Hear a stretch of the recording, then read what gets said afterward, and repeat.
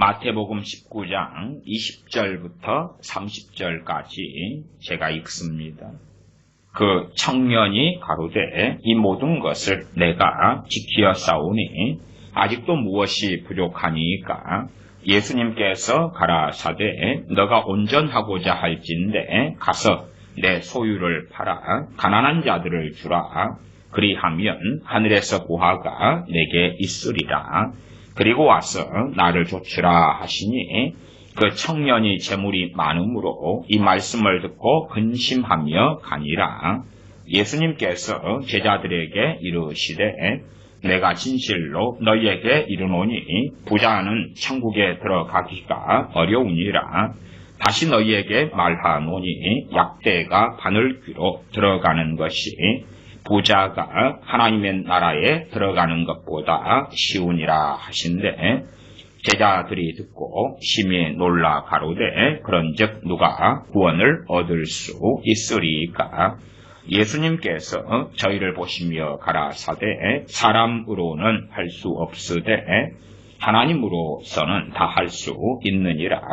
이에 베드로가 대답하여 가로되 보소서 우리가 모든 것을 버리고 주를 좇아싸우니 그런즉 우리가 무엇을 얻으리까? 예수님께서 가라사대 내가 진실로 너희에게 이르노니 세상이 서럽게 되어 인자가 자기 영광의 보좌에 앉을 때에 나를 좇는 너희도 12보좌에 앉아 이스라엘 12지파를 심판하리라. 또 내 이름을 위하여 집이나 형제나 자매나 부모나 자식이나 전토를 벌인 자마다 여러 배를 받고 또 영생을 상속하리라. 그러나 먼저 된 자로서 나중되고 나중된 자로서 먼저 될 자가 많으니라. 아멘. 마태복음 19장에 읽은 말씀은 20절부터 읽었는데 그 앞에서 시작되는 부자 청년 관원에 대한 이야기 가운데 이쪽 부분하고 그 다음에 그 이야기에 이어서 이제 부자가 얼마나 천국 들어가기가 어려운지 구원받기가 얼마나 어려운지에 대한 주님의 말씀 또한 나아가서 베드로 사도가 19장 27절에 보소서 우리가 모든 것을 버리고 주를 좇아싸우니 그런즉 우리가 무엇을 얻으리까? 그럴 때 주님께서 나중에 너희가 12보좌에 앉아서 이스라엘 12지파를 심판하게 될 것이고 또한 29절에 내 이름을 위하여 집이나 형제나 자매나 부모나 자식이나 전토를 벌인 자마다 여러 배를 받고 또 영생을 상속하리라. 이 말씀으로 이어져 갑니다. 오늘의 주제는 기복주의와 헌금이 되겠습니다. 헌금, 기복주의와 헌금. 정말 많은 사람들이 복을 받으려고 헌금을 냅니다. 때로는 씨 뿌리는 비유에서 좋은 땅에 씨를 뿌리면 100배, 60배, 30배가 난다고 말씀했고 정확하게 이 마태복음에서도 그 씨는 하나님의 말씀이라고 이야기했어요.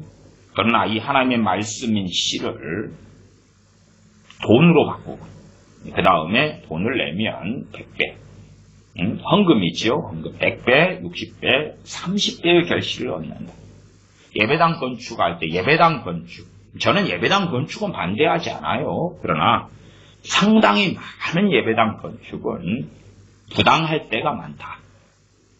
아니 교인이 차고 넘쳐가지고 예배드릴 처소가 없고 부족해서 짓거나 매입할 수 있다면 뭐 누가 말리겠어요. 길바닥에 앉아서 예배드리기도 쉽지 않지요. 그러니 그런 것들은 우리가 인정할 수밖에 없는데 예배당은 성전은 아니다. 성전은 우리 예수님 믿는 사람이 너희가 성령님이 거하시는 성령의 전주를 알지 못하느냐. 우리 믿는 사람이 성전일 뿐이지 어디 벽돌로 만들고 철근 콘크리트로 만든 건물이 성전이 어떻게 됩니까? 건물이 성전이었을 때는 헤롯 성전 때까지로 끝났습니다. 그 전에 스룹바벨 성전, 솔로몬 성전, 그 전에는 성막. 그리고 이제 주님 오신 다음에는 주님께서 참된 하나님의 성전이셨고, 이 성전, 헤롯 성전을 헐라 내가 사흘 만에 다시 일으키겠다. 성전된 자기의 몸을 가리켜 말씀하십니다. 주님께서 참된 유일한 성전이셨고, 또한 주님 믿는 우리가 한량없이 성령이 임하신 주님을 따라서 우리는 주님과 그렇게 같지는 않지만 성령님이 내주하시고 거하시는 성령님의 정이 된다. 그러나 사람들로 하여금 이 기복주의를 강렬하게 전파하면 사람들의 욕망은 돈을 사랑하는 것이 일만 악의 뿌리가 되나 돈을 사랑한단 말이에요. 돈을 사랑. 물론 많은 사람들은 스스로 속이지요. 많은 돈을 사랑하지 않아. 그렇지만 많이 속입니다. 돈이라는 것은 필요합니다. 돈이 없으면 무엇을 할 수 있습니까? 먹고 살 수도 없고, 집을 구할 수도 없고, 옷을 입을 수도 없고, 자녀를 학교에 보낼 수도 없고, 또한 내 부모님을 섬기거나 병원에 치료받아야 되는데 돈이 필요하고, 나아가 선교비도 돈이 있어야 보내는 거고, 또한 구제도 돈이 있어야 하는 거고, 내 형제가 어려움에 처했을 때에 도와주는 것도 내 손에 여유가 있을 때에 좀 더 쉽고 가능하겠지요. 돈은 정말 필요합니다. 돈을 수단으로 삼느냐 아니면 돈을 사랑해서 목적에 가까운 것이 되느냐 하는 것은 전혀 다른 것이다. 그러나 이제 많은 크리스천들이 돈을 사랑하게 되었습니다. 그런데 가난한 사람이 쉽게 부자 되지 못하지요. 가난한 사람이 쉽게 부욕해 되지 못합니다. 이게 가난한 사람들일수록 부자 되기를 원합니다. 부자들이야 조금 돈이 사라져도 넉넉하니까 정말 부자들이야 오히려 돈에 연연하지 않는 사람들도 꽤 있을 거예요. 극단적으로 주님 만나면 문제가 생기지. 주님 만남. 예를 들어서 이 부자 청년이 부자였어요. 하나님을 섬기고 십계명을 알고, 그리고 마태복음 19장 18절에 가로되 어느 계명 이오니까 주님께서 너가 생명에 들어가려면 계명들을 지켜라. 선한 선생님이 어떻게 하여 영생을 얻으리까? 계명들을 지켜라. 예수님께서 가라사대 18절 하반에 살인하지 말라, 간음하지 말라, 도적질하지 말라, 거짓 증거하지 말라, 내 부모를 공경하라, 내 이웃을 내 몸과 같이 사랑하라 하신 것이니라. 그 청년이 가로되 이 모든 것을 내가 지켜 싸우니 아직도 무엇이 부족하니까? 이 청년은 위선자가 아닙니다. 사기꾼도 아니고 거짓말하는 청년도 아닙니다. 왜냐하면 주님께서 이 청년에 대하여 말씀하시는 것을 우리가 들으면 알 수가 있어요. 이 마태복음 19장에는 안 나왔습니다만 이제 이 동일한 사건이 누가복음 18장과 마가복음 10장에도 나와 있습니다. 그러면 다른 본문에서는 이 부자 청년을 사랑하셔서 이 부자 청년을 주님께서 사랑하셨다고 말씀해요. 사랑하셨기 때문에 말씀하신 거예요. 그러면 이 부자 청년 위선자고 거짓말장이고 그렇다면 주님께서 이 부자 청년을 사랑하셨을 리는 없다 그 말이에요. 이 청년이 지금 주님 앞에 대놓고 거짓말하는 청년이 아니에요. 문제는 주님께서 어떻게 하여야 영생을 얻겠습니까? 물었을 때에 너가 나한테 찾아왔고 나를 그냥 믿어라. 내가 메시아다. 영생 얻었다. 잘 먹고 잘 살아라. 그리고 헌금 열심히 바치면 지금보다 더한 부자가 되게 해주겠다. 이게 소위 요즘에 많은 크리스천들의 양산은 쉬워요. 부자들이 나와서 어떻게 하여야 영생을 얻습니까? 그러면 주님같이 말씀할 수는 없겠죠. 예수 믿으세요. 그러면 구원받아요. 영생 얻어요. 아유 감사하네요. 나는 지금 부자지만 더한 부자가 되고 싶어요. 백만장자가 억만장자, 천만장자, 억만장자가 되고 싶어요. 그래요? 100배의 축복이요. 리시오. 주시오. 후이되어 넘치도록 돌아올 것이요. 뿌리시오. 베푸시오. 그 물질을 심으시오. 심어. 그래서 정말 성경이 그걸 말씀하고 있는가 하는 것을 살펴볼 것입니다. 과연 우리가 돈을, 물질을, 하나님께 헌금이에요. 진실로 하나님께서 받으시는 헌금이라고까지도 전제해 봅시다.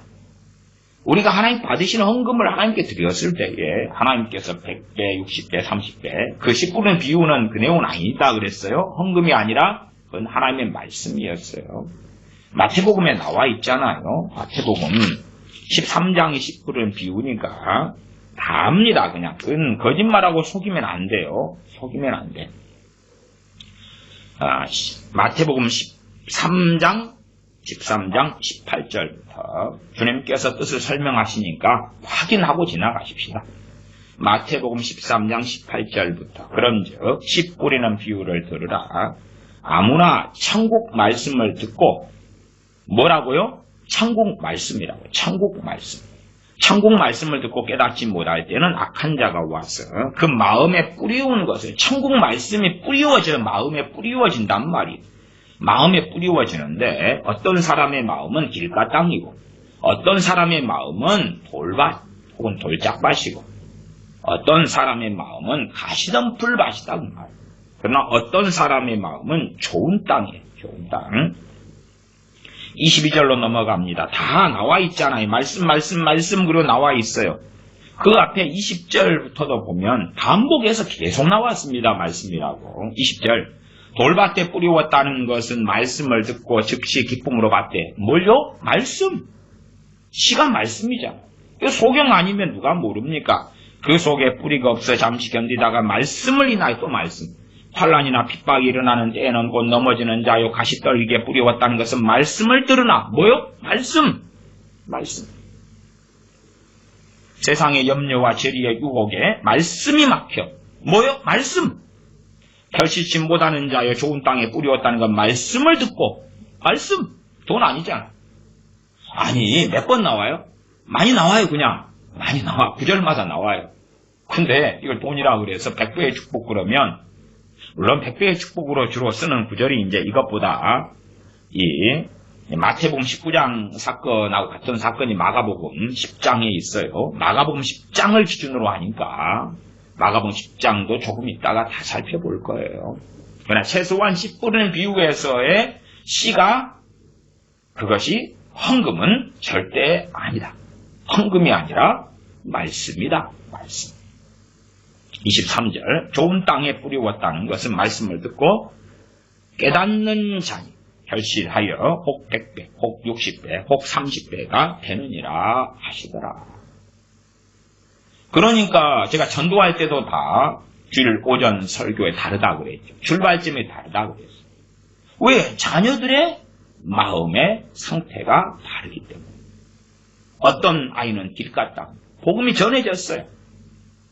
어떤 아이는 돌밭이고, 어떤 아이는 가시덤 불밭이고, 어떤 아이는 좋은 땅이에요. 그러니까 어디에 뿌려지느냐예요. 오히려 유감스럽게 상당히 많은 케이스가 그냥 길가 땅도 아주 많습니다만은 그래도 좀 좋게 이야기해서 우리의 자녀들이라 해도 돌밭. 이게 잠깐은 뿌리가 내리고 싹이 나지. 싹이 나. 햇빛이 비치면 죽어버려요. 돌밭이. 주로 이제 돌밭에도 어떤 복음이 던져지냐 그러면 기복주의 복음이 던져지지. 아직 내가 평안할 때, 예수님 믿으면 천국 가. 좋아. 그 다음 기쁨이 있어. 좋아. 평안이 있어. 좋아. 너 범사가 잘 돼. 좋아. 건강해. 좋아. 문제가 있으면 기도 응답하면 응답해 주셔. 아주 좋아. 또한 하나님께서 너 인생을 책임져 주실 거야. 좋아. 평안할 때는 뭐 다 좋으니까 괜찮다가 문제가 생겼어요. 그 다음에 이제 하나님, 나 예수님 믿었는데 다 좋아하잖아요. 그러면 이 문제 있는 걸 좋아로 바꿔주세요. 기도하는데 응답이 없어. 대박. 물론 세상 사람은 주님 안 믿는 사람은 기도도 안 하고 하나님도 안 믿지요. 그냥 문제가 생겼는데 풀릴 건 풀려요. 안 될 건 안 되고. 그런데 이제 상당히 희한한 사람들이, 기독교인은 주로 그렇지요. 이제 잘못된 하나님의 주권이나 잘못된 절대 주권 막 이런 신학에 들어가면 그냥 될 게 되고 안 될 게 안 된 것도 된 것은 마치 자기가 거룩한 사람인 양 하나님께서 역사하셨다고 그래요. 그러나 항상 그렇지요. 오늘 잘된 일이 내일은 안 되는 일로 바뀝니다. 누구 연인하고 서로 사랑해서 결혼을 하게 됐어요. 너무나 하나님 감사합니다 했는데 한 3개월 살다 보니까 잘못 만났네. 그러는 거예요. 잘못 만났네.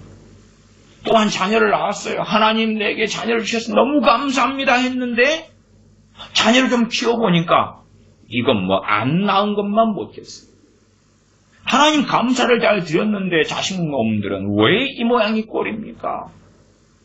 그냥 그런 일들이 많이 생기는 거예요.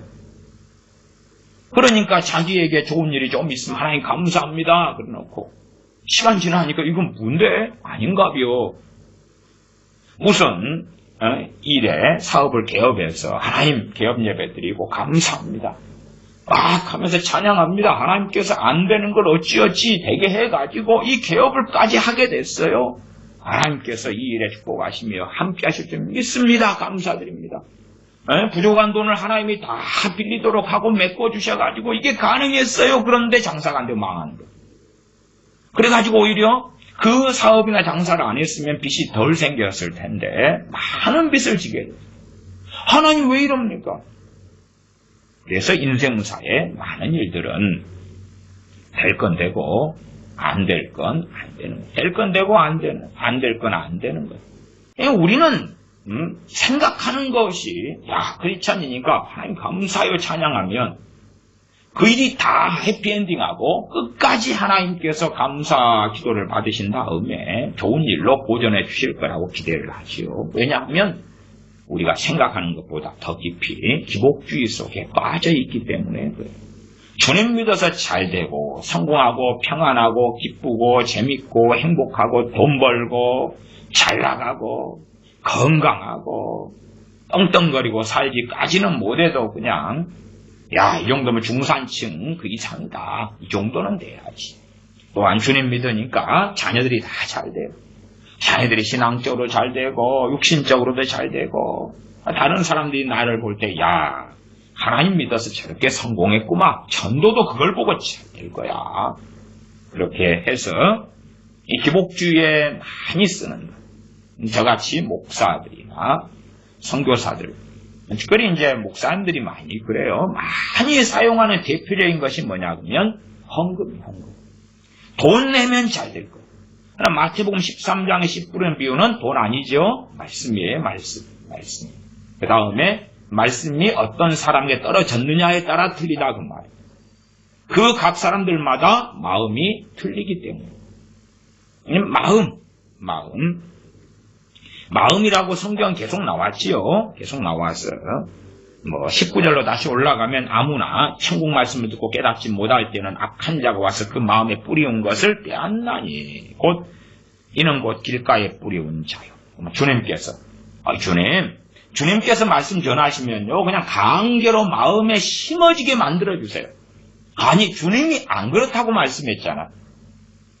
천국 말씀이 전해져도 열매를 맺는 것과 못 맺는 것의 차이는 주님 때문이 아니고 그 사람 때문이라고 했잖아요. 이 씨 뿌리는 비유도 마태, 마가, 누가복음 다 반복적으로 나와 있어요.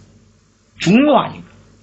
그 사람 마음 때문에 좌지우지 된다 그랬는데 우리는 또 기복주의에 빠지거나 이상한 중보기도에 빠지거나 그러면 하나님 강제로 믿게 하세요. 구원받게 하세요. 변화시키세요. 말씀이 깨달아지고 믿어지게 하세요. 이거 오늘까지는 정말 말씀대로 믿을 생각이 없었는데 자고 일어나니까 기도가 응답돼가지고 갑자기 안 믿어지는 게 막 정신병처럼 믿어지는 거예요. 막 싫었던 것이 갑자기 좋아지는 거예요. 어제까지는 유행가 부르고 아이돌 따라서 막 룰루랄라 했는데 자고 일어났더니 갑자기 막 입에서 찬양이 줄줄 나오는 거예요. 그건 정신병원에 가야지요. 그러나 우리가 원하는 것은 그런 거다. 그냥 내가 내 의지력으로 안 되는 많은 부분은 하나님 고치세요. 그냥 바꾸세요. 또 인내가 필요한 많은 것들도 인내 필요 없이 한 큐에 해결하세요. 그래서 이 기도를 기복주의의 가장 큰 도구로 사용하시오. 한 걸음 나아가서 이제 이 헌금이야, 헌금. 헌금을 기복주의 수단으로 사용합니다. 헌금. 그래서 많은 헌금들 우리가 냅니다. 아니, 헌금을 하나님께 드리는 건 좋은 것입니다. 좋은 것이. 그러나 실제로 깊이 들어가면 기복주의의 이유와 수단이 되어서 드리는 헌금이 많다. 그래서 헌금의 명목들이 계속 늘어가는 거예요. 그냥 저는 11조와 감사헌금 정도면 충분하다. 그렇게 설교해 왔습니다. 일단은 저의 견해입니다. 견해. 다른 헌금의 명목들이 많은 그런 경우를 저는 정죄하지는 않습니다. 왜? 그건 진리적인 부분은 아니기 때문에. 또한 저는 목회하면서 일찍부터는 수평이동은 반대해 왔고 그냥 전도해서 믿게 되는 새신자들만 제가 목회하는 경우였습니다. 그러나 어쩌다가 예외를 빼놓고 이제 수평이동이 막 일어나기 시작하는 거예요. 저는 몇 년을 거부했습니다. 몇 년을. 나 수평이동 해가지고 들어오신 분들이 다른 곳에서 신앙생활 하시는 습관에 따라서 주정헌금, 주일헌금, 절기헌금 나는 낼 테니 그럴 테니 헌금 봉투를 장만해달라. 물론 저는 목회하면서 헌금함을 돌린 적은 한 번도 없었고 다 그냥 뒤에 헌금 바구니를 돌린 적은 없었고 헌금함 뒤에 놔두고 자유롭게 또 주보에 헌금자 명단을 쓴 적도 없고 읽은 적도 없고 강조한 적도 없고. 그러나 이제 다른 데 다니던 분들이 오면 하던 습관이 있는 거예요. 습관. 그래서 저도 11조와 감사헌금만 내다가 그러다가 다른 분들이 시험에 들면 안 되니까 이제 저도 주정헌금도 내고 저도 왜 회계를 교회 회계 집사님이 보시고 이렇게 하시니까 저도 그냥 헌금을 내는데 감사헌금을 낼 것을 나누는 거죠. 결국은 나누어야 돼. 왜? 재정의 한계가 있으니까. 개인적인 재정의 한계가 있으니까 나누어야 될 거 아니에요. 그냥 감사헌금으로 한 번에 예를 들어서 한 번 낼 때 5만 원 낸다 이렇게 하면은 감사헌금 10,000원이나 2만 원. 그 다음에 이제 부활절 감사, 생일 감사 아니면은 무슨 절기 감사들 많잖아요. 심지어 옥부어지 헌금, 차량 헌금. 제가 한국에서 목회 마칠 때까지는 교회에 차는 없었습니다. 그러니까 차량 헌금은 없죠. 또 건축헌금도 없고 그럼 그냥 헌금해서 선교하고 싶으면 전체 헌금해서 선교비를 보내고 구제하고 싶으면 전체 11조와 헌금해서 구제하고 다 그렇게 그냥 하면 충분하더라고요. 임대교회 하는 제 입장에서는. 그러나 어쨌든 간에 명목을 늘리는 것입니다. 그러면 점점점 명목이 많아져요. 그러나 많은 종류로 헌금하는 사람들의 입장과 이유는 하나님께 내고 후이되어 넘치도록 돌아오는 거예요. 후이되어 넘치도록 돌아오는 거예요. 그러면 주님께서 이 부자 청년에 그걸 가르쳐 주셨어요.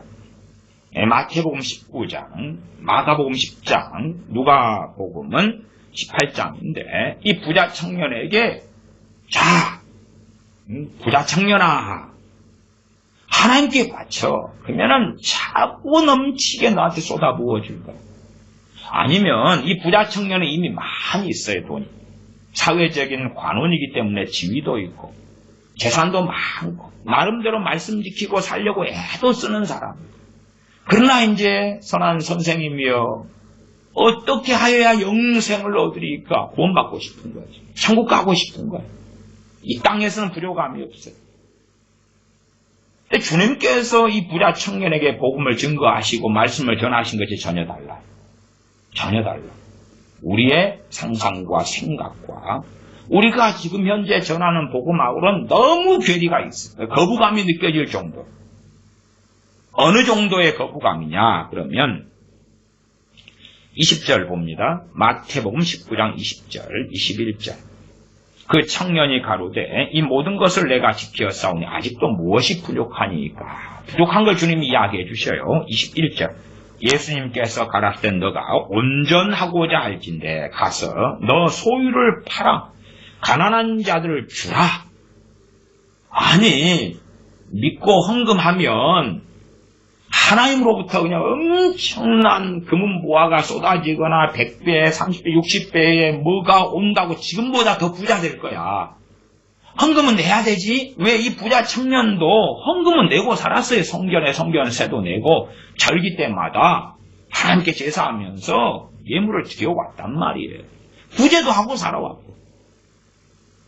당시에는 내 이웃을 내 몸과 같이 사랑하라. 이것도 일반적으로 구제로 나타납니다. 구제하고 살았어요. 이 부자 청년. 근데 주님께서는 내 소유를 팔아 가난한 자들 주라. 그 다음에 주님 말씀이 어떻게 돼야 되냐 그러면 그리하면 땅에서 보화가 내게 있으리라 그래야 돼. 근데 말씀이 어찌 가버렸냐 그러면 그리하면 하늘에서 보화가 내게 있으리라. 보화가 내게 있으리라. 너희가 너희 재물을 하늘에 쌓아두라. 아니 우리는 땅에 쌓아둬야 된단 말이야. 부동산 투자하고 주식 투자하고 해서 땅에 쌓아둬야 돼 재물을. 그래야지 나도 쓰고 자자손손이 쓸 거 아니에요. 아니면 너희 재물을 하늘에 쌓아둬라. 그러면 헌금하는 거죠. 그럼 하나님께 이제 상달되고 연락돼가지고 막 하늘 천국 창고에 쌓여 있어요. 근데 그것을 언제 받아야 돼요? 내가 살아있을 때 받아야지.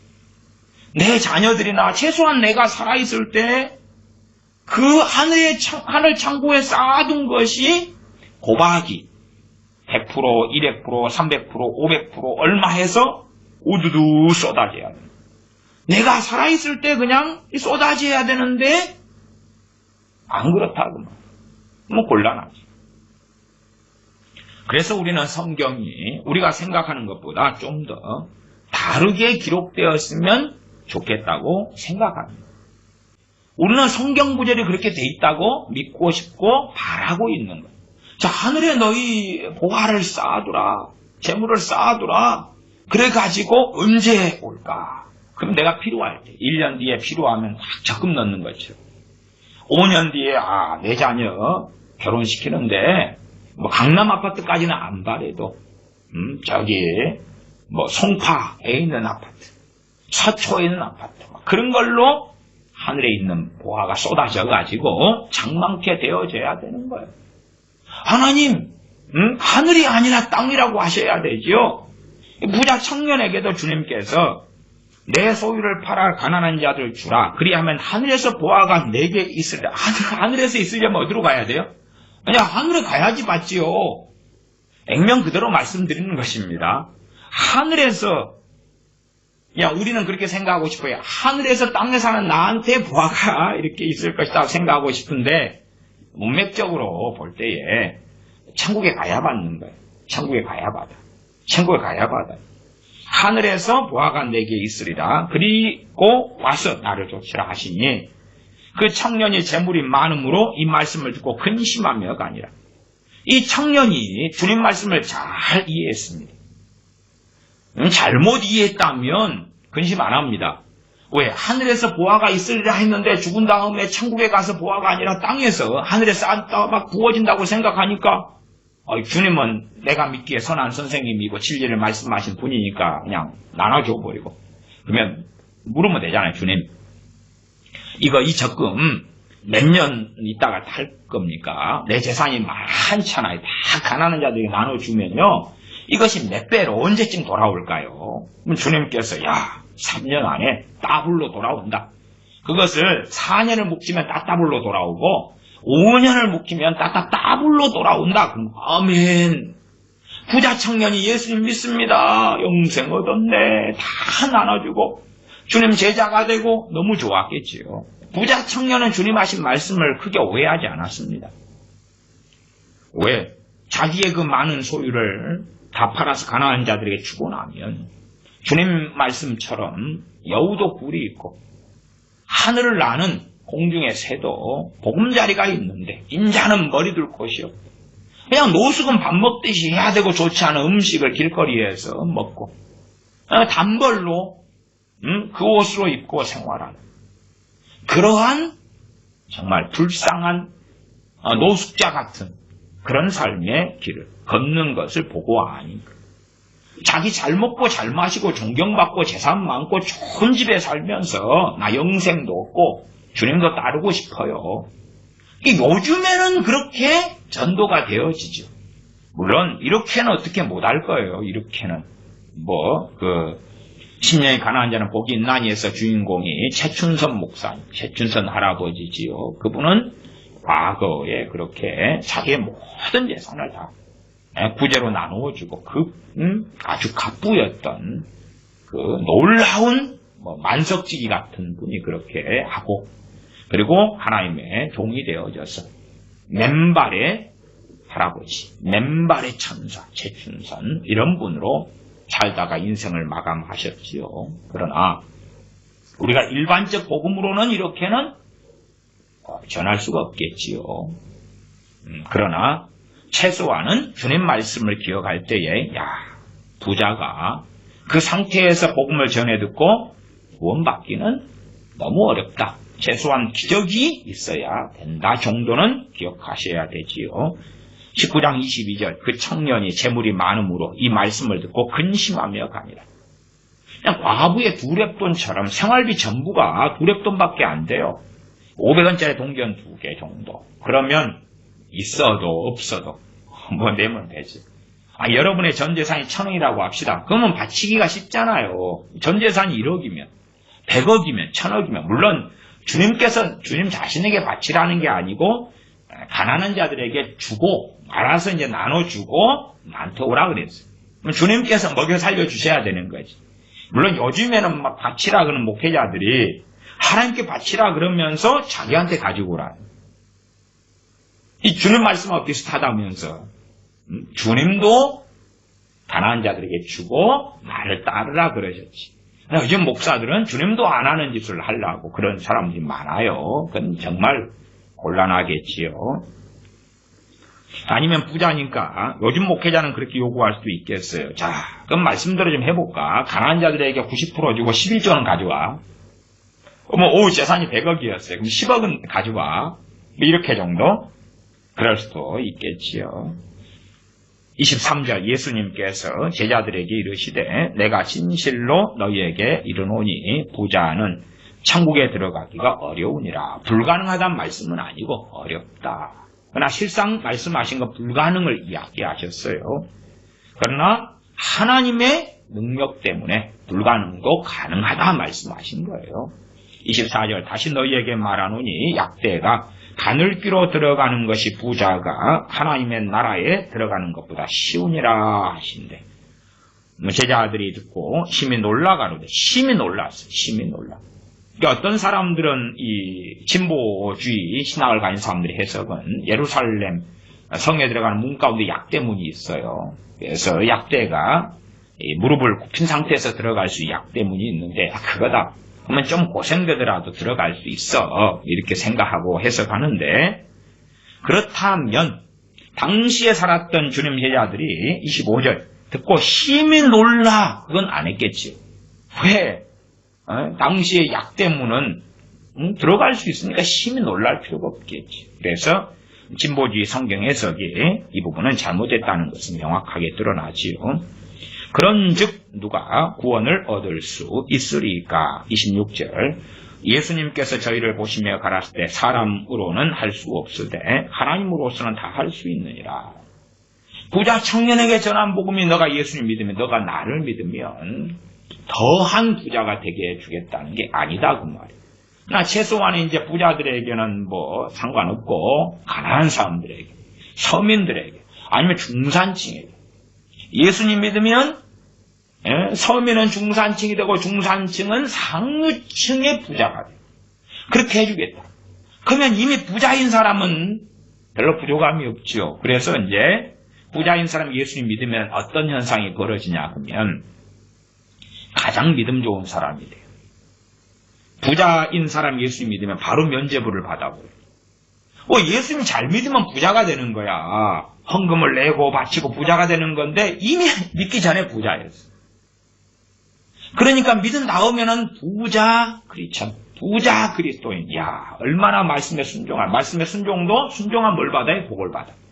복인데 복이 뭘 중심으로 이야기하냐 그러면 돈, 재산을 중심으로 말하죠.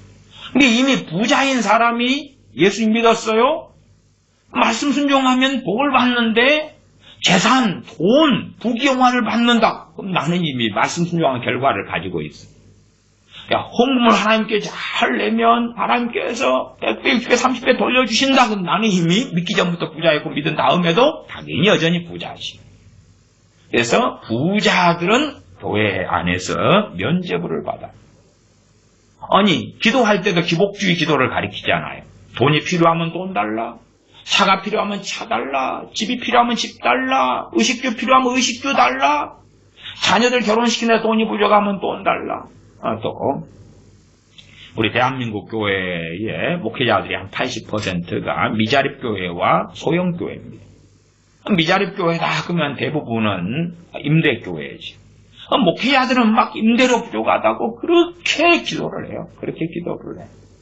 이번에 최근에 제가 어떤 선교사님, 미국 뉴욕에서 선교사님으로 있는 어떤 분의 그 도움 요청 영상을 보았어요. 뉴욕에서 기도의 집을 하는 모 선교사님인데 거기에 한 달 월세가 3,400달러라 그럽니다. 3,400달러. 그런데 이제 기한이 다 돼가지고 1년치가 필요해요.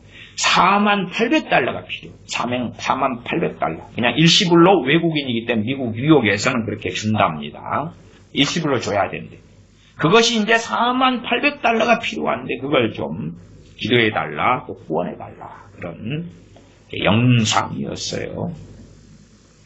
그러니까 부자들 입장에서 볼 때에 저 선교사라는 사람들 심지어 24시 기도의 집을 해요. 그럼 24시간 막 몇 명이 기도의 집에 순번을 따라서 기도를 하는 것입니다. 기도를 하는데 근데 월세가 없어 저 사람은.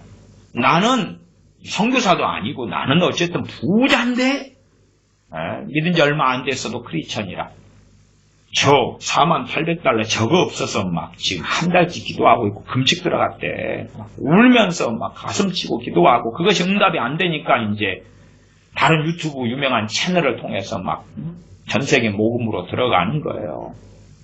그러면 누가 믿음이 좋은 사람이에요? 나는 하나님께 돈 달라고 기도할 필요가 없는 부자거든. 참 선교사도 저 미자립교회 또 개척교회 임대교회 맨날 돈 없다고 그냥 오 주여 하나님 돈이요 돈이 그런데 그러니까 그러놓고도 이제 다수는 소위 응답을 못 받지요.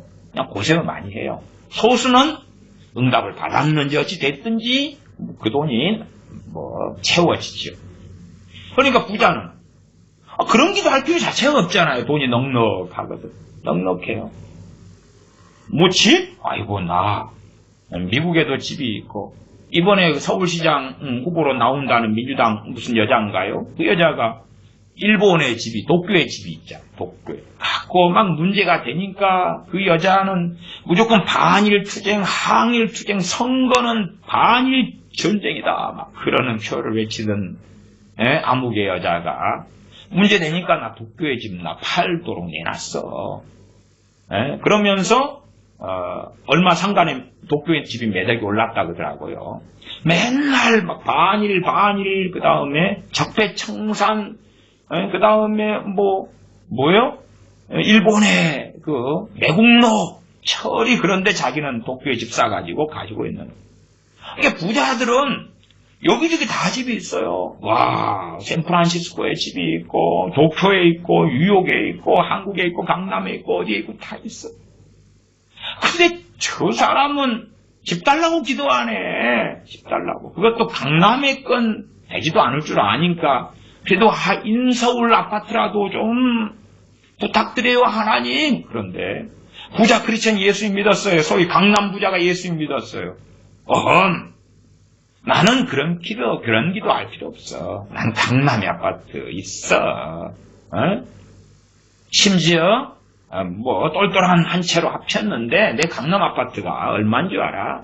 70억 80억이야. 난 그런 거 달라고 기도를 안 해. 너희들은 그냥 달라고 죽을 둥 살 둥 기도 안 해. 강남 부자가 예수님 믿으면 난 감사기도밖에 안 해. 집값도 잘 올라가지. 세금이 좀 올라가도 뭐 정권이 바뀌면 또 바뀔 테니까 상관없는 거고. 집값을 올려주는 정권을 지지하는 거죠. 그래서 강남 부자가 좌파가 될 수밖에 없는 거예요. 이명박근혜 정권 때는 집값이 제대로 안 올라가거나 심지어는 분양도 잘 안 되고 미분양 사태가 많이 벌어지고 집값이 올라가질 않아요. 그러니까 올라가도 아주 미미하게 차라리 들려면 주식을 하고 말지. 그 정도니까 야 싫어. 그러나 이제 전에 그 노무현 정권이나 뭐 지금 정권이나 그냥 우상향으로 올라가니까 역시 정권을 잘 선택해야 돼.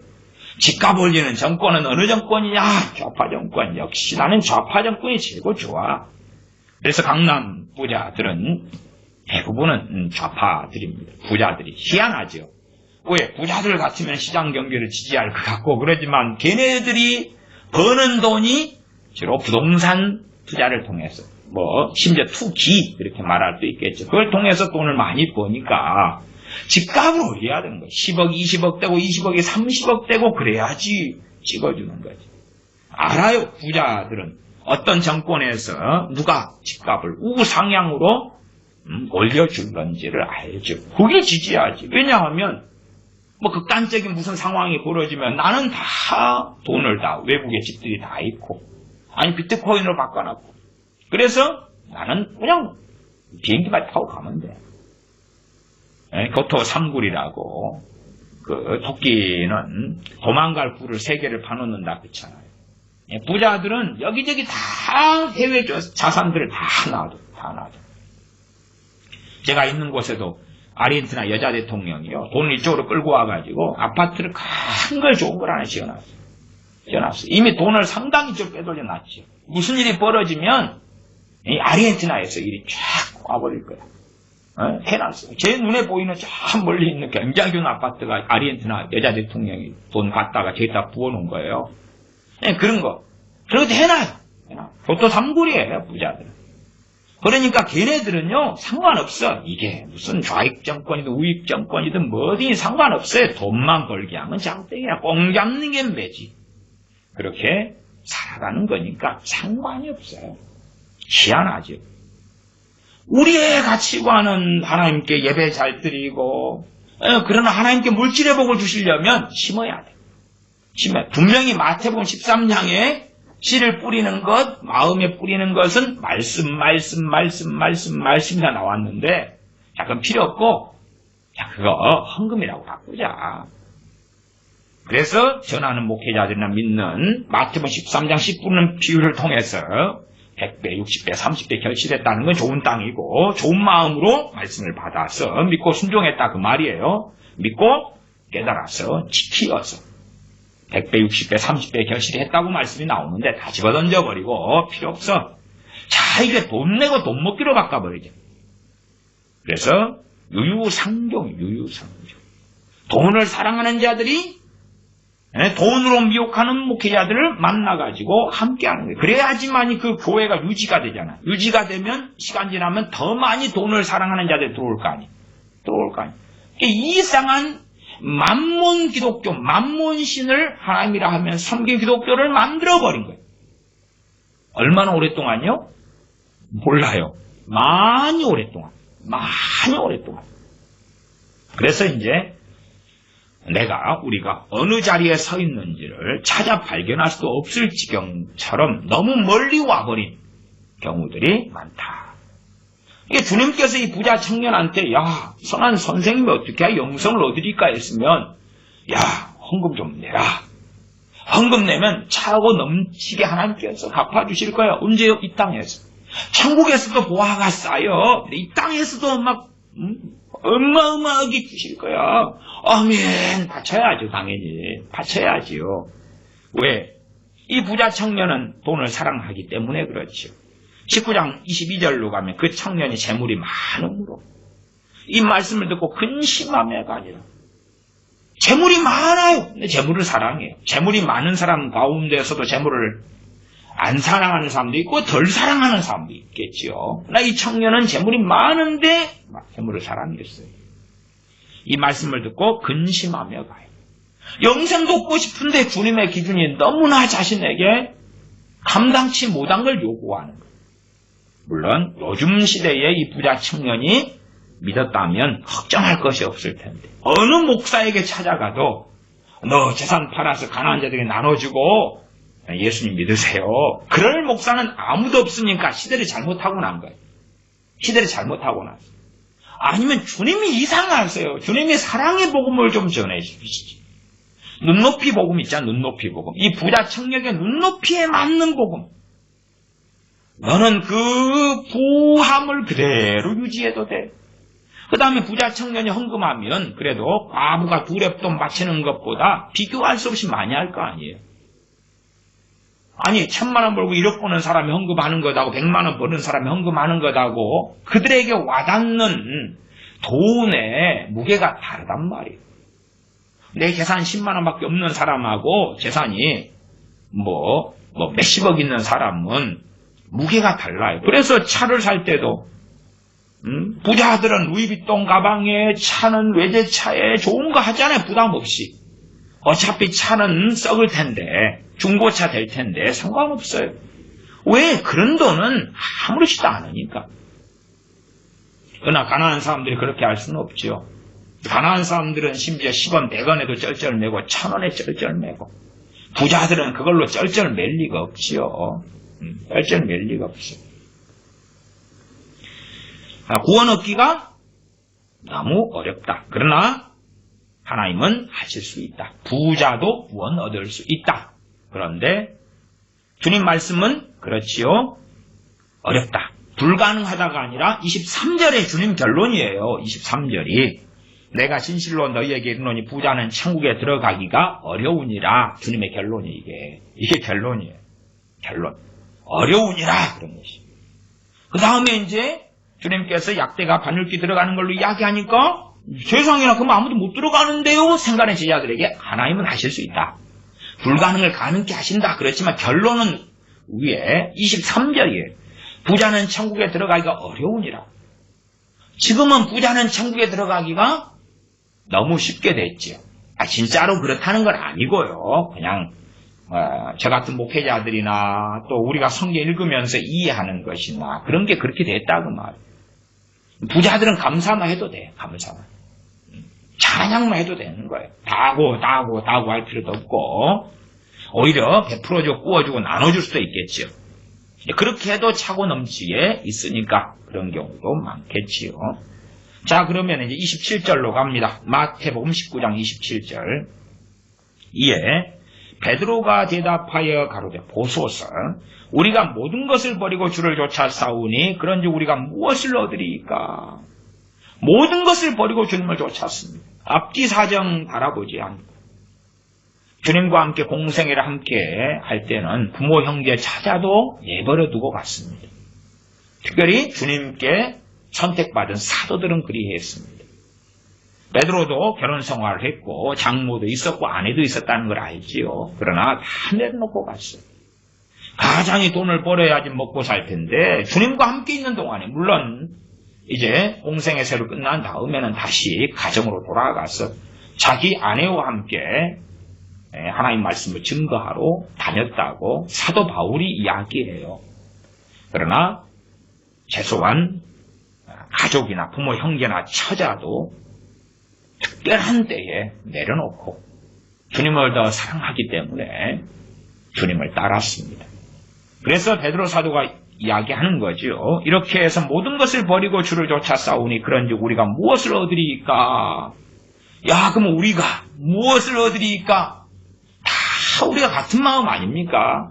우리가 주님 잘 믿고 애를 써서 믿었어요. 무엇을 얻으리이까? 뭘 주실 건데요? 내 자녀들 잘 되기를 바랍니다. 아니면 죽을 때까지 그래도 떵떵거리고 사는 것까지는 안 바래도 건강하고 그리고 죽을 때까지 쓸 돈 정도 있으면 좋겠습니다. 그 정도 소소하게 바랍니다. 자녀들 잘 되는 것도 보고 그 정도 바랍니다.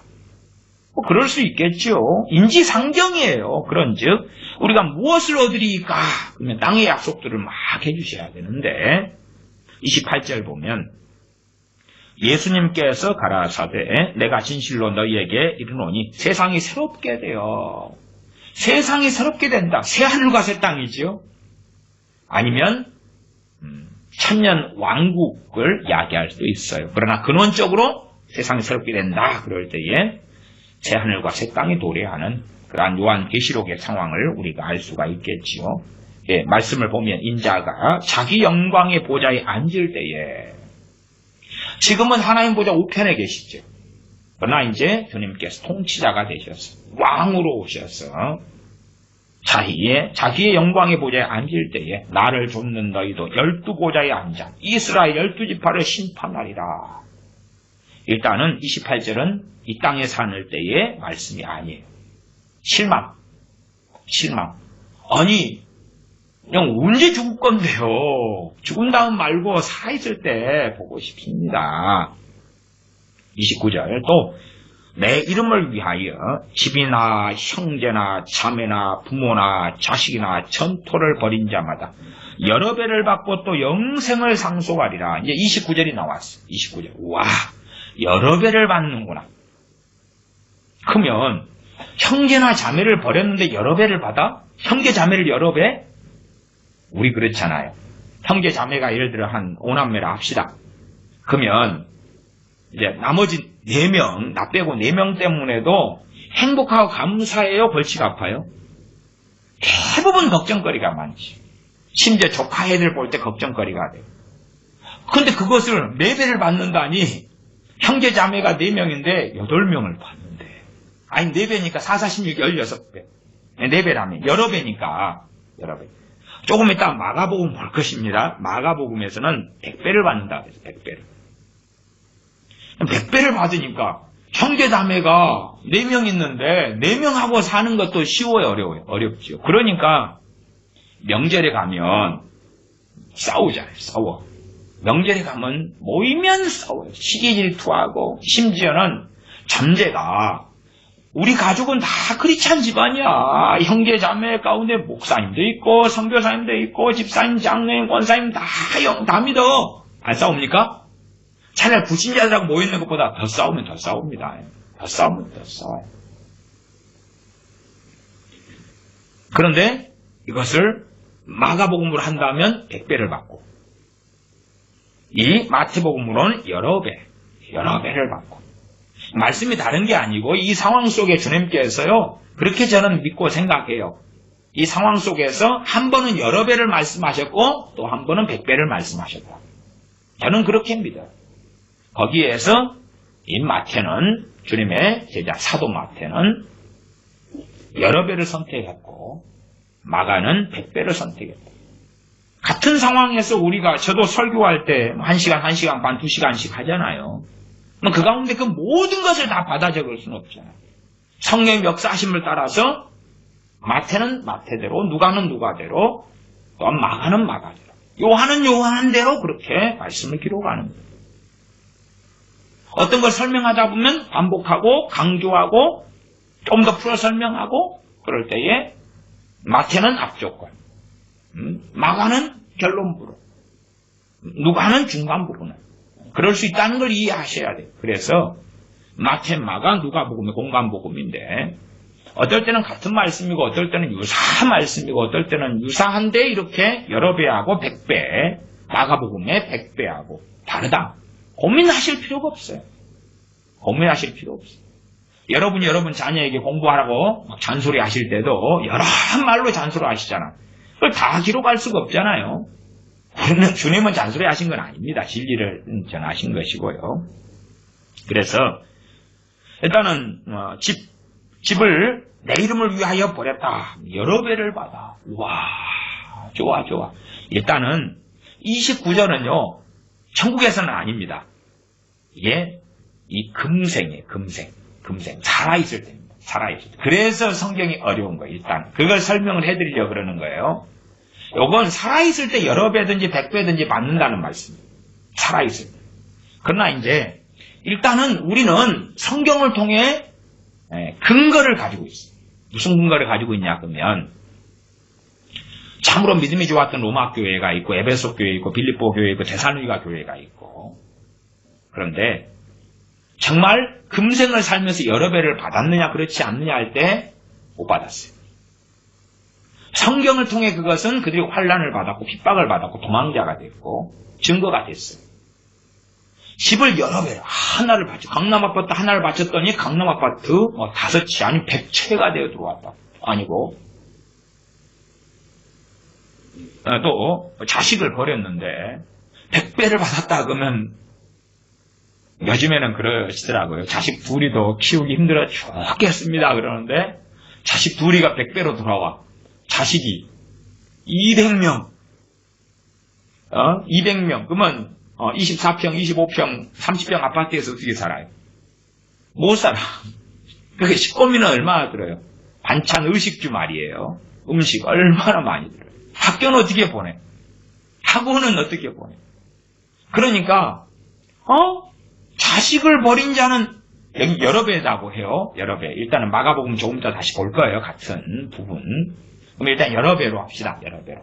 자식 2명 더 키우기 어려운데 자식을 주님의 이름을 위하여 버렸는데 여러 배가 돌아오는 거예요. 자식 둘이가 그냥 5배라 그러면 10이 돌아오는 거예요. 세상에나. 어떻게 살아? 부모도 부모님은 다 나이 드셔서 병들으셔가지고 우리가 자녀로서는 때로 수발도 하고 못하기도 하지만 요양병원에 모시기도 하고 그렇게 해서 나이가 점점 들어가실수록 우리 자녀들의 근심은 많아지잖아요. 많아져. 저도 선친은 오래전에 돌아가셨는데 선친께서 82년에 돌아가셨으니까 벌써 39년이 됩니다. 제 모친께서 어머니 정호사님께서 청산 과부 되신 지가 39년인데 연세가 드시니까 이제 때 되면 감기 걸리시기도 하고 아프실 수도 있고 허리도 좀 안 좋다고 옛날에 계단에서 막 구르신 적이 있어요. 그런데 그러면 허리를 좀 조심하셔야 되는데 또 일이 많으니까 또 일을 하시다가 이 허리가 상태가 안 좋아지신 것이 지금까지 오랜 세월 흘렀는데도 어쩌다가 보면 한 번씩 도지고 막 그러거든요. 그러면은 그 부모님이 계시면 이 걱정이 많죠. 나이가 드실수록 자녀들은 생길 수밖에 없는 거예요. 그러면 이 부모님이 100배가 오면 아니면 5배가 오면 부모님 2분인데 5배면 10분이라 10분 이제 참 어떻게 신앙은 어떻게 하지 믿고 돌아가셔야 되지 건강은 어떻게 하지 병원 어떻게 모시지 멀리 떨어져 있어서 요양원에 모셔야 되고 어떻게 재정적으로도 어떻게 해야 되지. 그러니까 우리가 이 대부분의 것을 2가지 빼놓고는 반기지 않습니다. 2가지는 29절 앞에 내 이름을 위하여 집이 여러 배. 그 다음에 마지막 전토를 벌인 자마다 전토 여러 배. 전토는 논밭입니다. 논밭. 집하고 땅 역시 부동산이지. 역시 부동산은 좋은데 자 집이 여러 배 오면 뭐예요? 집이 여러 배 오면 뭐예요? 자식도 여러 배가 같이 오고 부모도 여러 배가 같이 오고 형제 자매도 여러 배가 같이 와. 자식은 이제 여러 배 5배가 왔다고 합시다. 집도 5채가 왔어요. 논밭도 당시에 농사 짓는 때가 많고 짐승 키우잖아요. 그러면 어쨌든 5배가 자식도 왔어요. 그럼 다 내 자식이잖아요. 그러니까 내가 A라는 집에 살면서 B라는 내 집에 내 자식과 내 부모와 내 형제와 내 자매와 내 논밭도 내가 어떻게 하고. 그러니까 우리가 원하는 것은요. 일단은 그냥 이걸 가지고 좀 더 문자적인 관점에서라도 부모, 형제, 자매 이런 것은 오면 안 돼. 여기에 또 희한하게 뭐가 빠졌어요. 남자 입장에서 이제 처자, 와이프가 빠졌어요. 와이프도 여러 배로 온다 그러면 좋을 것 같아, 나쁠 것 같아. 솔로몬처럼 막 1000명, 다윗처럼 여러 명, 아니면 야곱처럼 4명이어가지고 맨날 싸워, 시기 질투하고. 이게 일단은 이슬람에서 순교자가 되면, 그래서 천국에 가면 그 알라가 천국에서 낙원에서 처녀를 가장 아름다운 처녀 72명을 주고, 그 다음에 하인은 몇만 명 주고, 그 다음에 정력도 100명분을 주고 막 그런 정력을 막 사용하면 3년마다 리필되고 막 그런 거 더 강화시키고. 그러니까 걔네들 이슬람 과학학분자들이 말하는 알라는요 거의 포르노신이라. 근데 사실은 우리 많은 크리스천들이 원하는 천국도 성경의 천국보다는요, 내가 이 땅에 못 누리고 못 먹고 못 가진 것들을 마음껏 가지고 마음껏 누리고 마음껏 소유하고 떵떵거리고 사는 천국이에요. 사실은 50고 100보일 때가 너무 많습니다. 자, 이슬람 과격분자애들이 말하는 낙원파라가 있어. 자기 이슬람이 아닌 애들을 갖다 가만두지 않는 성전에 참여하여 폭탄 테러하고 자살 테러하고 그렇게 해서 순교자가 될 때에 야, 낙원에 가면 어마어마해져. 나아가서 여자가, 이슬람 여자가 순교자가 되면, 그것도 이제 거기는 이맘이 소위 코란 해석하는 애들이에요. 걔들이 해석을 어떻게 하냐, 그러면 여자가 순교자가 되면 멋지고 잘생기고 너무 좋은 남자 72명, 여자 하나가 72명을 번갈아서 자고 생활하는 거라. 어이고, 그게 너희들의 종교냐. 그러나 말씀 66권을 가지고 있는 우리 크리스찬들도 50고 100고예요. 앞뒤 다 맥락 빼고 그냥 계시록에 있어서 한쪽에 눈물도 없고 슬픔도 서러움도 없고 너무 좋아. 돈 없어서 서러웠으니까 어마어마한 돈, 명예 없어서 서러웠으니까 어마어마한 명예, 대학 안 나와 서러웠으니까 대학 아니라 대학 할아버지 학위가 그냥 팡팡 주어지고, 집이 없어 서러웠으니까 집이 어마어마하게 그냥 쿵쿵쿵쿵쿵 주어지고, 아이고 하인처럼 하녀처럼 살아왔어. 그러면 천국에서 천사들이 그냥 하인 하녀가 돼가지고 왜 주인님 오셨어요? 아니 하나님만 주인님이시니까 아이고 고용주님 오셨어요. 뭐 그렇게 돼야 되나? 우리가 원하는 천국은 사실은 내가 이 땅에 제대로 못 누린 기복, 못 누린 복락, 못 누린 돈, 명예, 성공, 기쁨, 행복, 즐거움을 저기에서 마음껏 누리는 천국. 그걸 원하는 거지. 그리고 전도할 때 예수님 믿고 천국 갑시다 할 때에 그 듣는 사람들도 천국은 그런 천국으로 이해해요. 천국에 대한 내용을 설명 안 해요. 왜? 그래야지만이 믿고 싶으니까. 자, 천국 가야 되죠.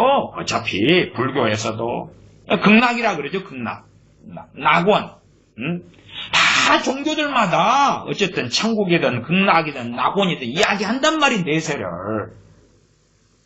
자, 예수님 믿고 천국 가셔야 되잖아요. 예수님 믿으세요. 천국 갑니다. 구원 얻어요. 천국 가요. 그래, 좋아. 근데 살아있을 때도 좀 누리게 해주면 좋잖아. 맞아요. 살아있을 때 누릴 수 있어요. 어떻게? 돈 내세요. 돈 헌금 바치세요. 헌금 바친 100배의 축복, 30배 못해도 여러 배를 받아요. 그러니까 일단은 문맥적으로 마태복음 19장 베드로 사도가 한 말에 대하여 주님 말씀이 19장 29절이었죠. 또 내 이름을 위하여 집이나 형제나 자매나 부모나 자식이나 전토를 벌인 자면 여러 배를 받고 또 영생을 상속하리라. 이렇게 해석되면 안 될 것 같아. 자식도 여러 배, 형제 자매도 여러 배, 전토 여러 배, 집 여러 배는 좋은데 전토와 집 딱 2개만 여러 배 해야 돼. 딱 2개만. 괜히 또 와이프가 여러 배가 되면 다 나누자 그러잖아요. 나누자 그래. 어떻게 할 거예요? 이혼하면 다 나눠야 돼. 현대법으로 할 때에. 아니 정말 이쁘고 사랑스러운 마누라, 내 말 잘 듣는 마누라가 이제 여러 배로 오면 좋은데, 그래서 다행히 이제 이거 빠졌어요. 아니 여자 입장에서 우리 크리스찬이다 그러면 여기서 남편이 여러 배가 온다 그러면 그 골치 아프잖아요. 비성경적이니까. 그래서 일단은 주님께서 시험에 안 드시게, 우리가 안 들게 남편이나 일단 아내가 여러 배 온다는 거 빠졌어요. 그까지는 좋은데 왜 자식이 여러 배가 와야 돼? 원매. 왜 형제 자매가 다 내 형제 자매가 그냥 내게 힘이 되고 내가 어려울 때 나를 도와주면 좋은데 내 짐이 될 수 있잖아. 평생 짊어지고 가야 될 짐이 내 형제 자매가, 육신의 형제 자매가 될 수도 있단 말이야. 그 형제 자매? 영적인 신앙 안의 형제 자매? 여러 배. 다 우리가 교회 생활하고 신앙생활 해보지만 내 마음이 너만 같고 너 마음이 네 마음 같습니까? 안 그러죠. 함께 어울려 산다는 것은 정말 어려운 일이죠. 아니 어울려 사는 게 쉬운 거예요? 가정생활 안 해보신 분들이 하시는 이야기지. 가정생활 해서 자식들과 남편 아내와 함께 살아보면 심지어 부모님을 모시면 소수의 집 빼놓고는 난리입니다. 난리. 난장판이에요. 난장판. 난장판. 소수의 집 빼놓고는요 안 모시려고 해요. 안 모시려고 해요. 제 외할머니 돌아가시기 전에 저희 집에서 외할머니가 그 당시에 거의 소경이 되셨습니다. 그래서 전도하고 그러려고 당시 외할머니가 89살이 되셨는데 오래전에 그래도 한 5, 6년, 6, 7년 된 것 같아요. 30년 가까이 돼 가는데 그때 모셨는데 외할머니도 안 모시는 외삼촌이 와가지고 둘째 외삼촌인데 왜 딸의 집에 있냐고 그렇게 외할머니를 구박하셨어요.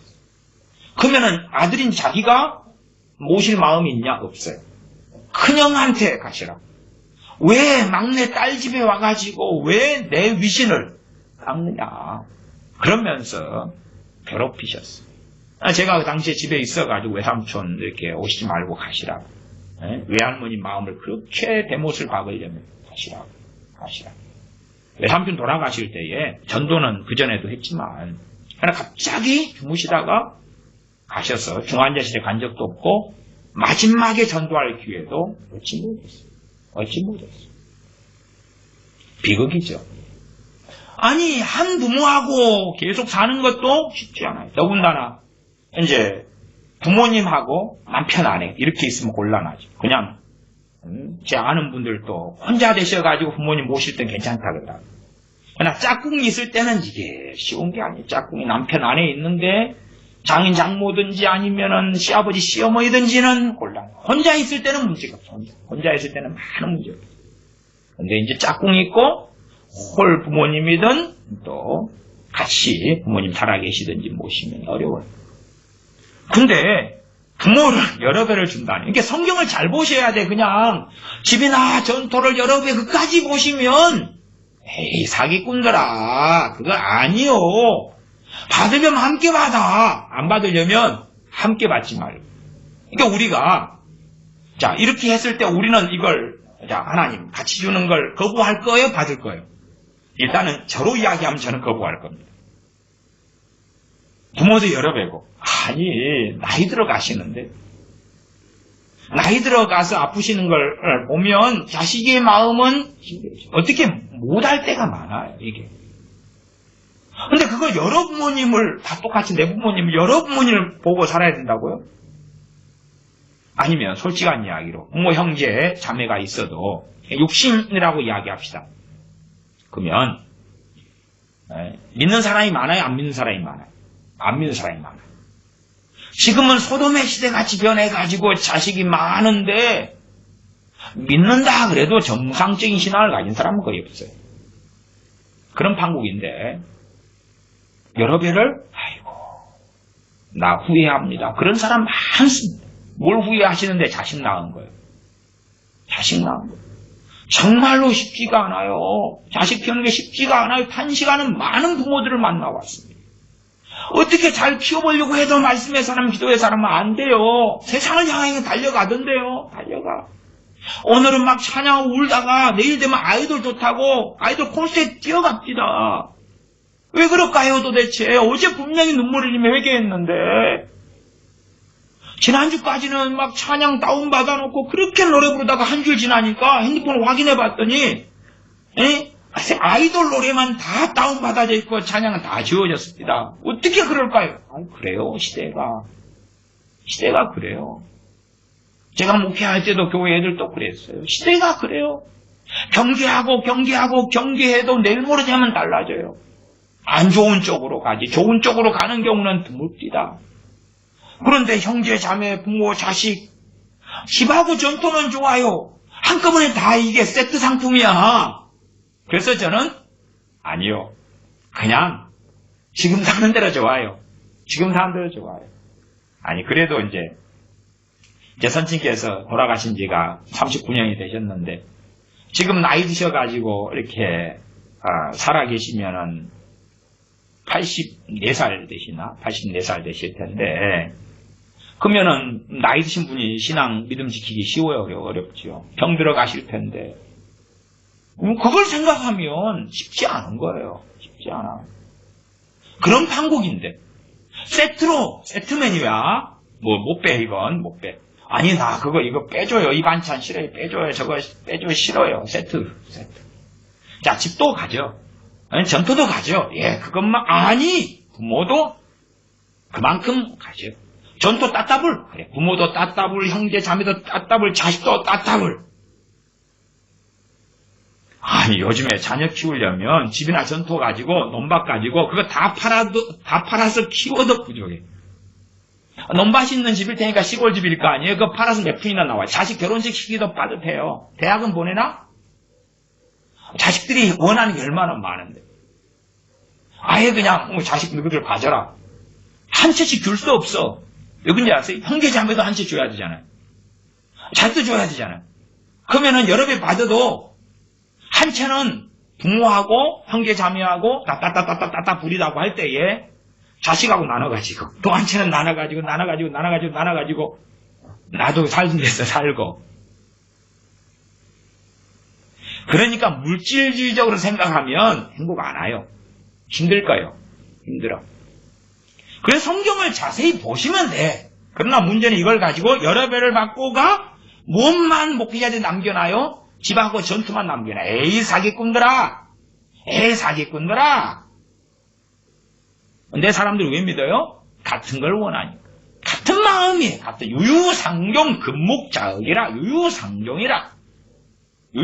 기복주의에 매몰되지 않으면 그런 설교 듣고 거기에 흔들어요. 아니요. 성경이 이게 아니요. 목사님, 형제 자매 여러 배, 부모 여러 배, 자식 여러 배는 왜 빼세요?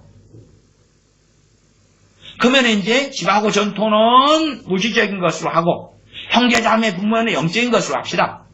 주님께서 누가 내 형제요 자매요 모친이냐?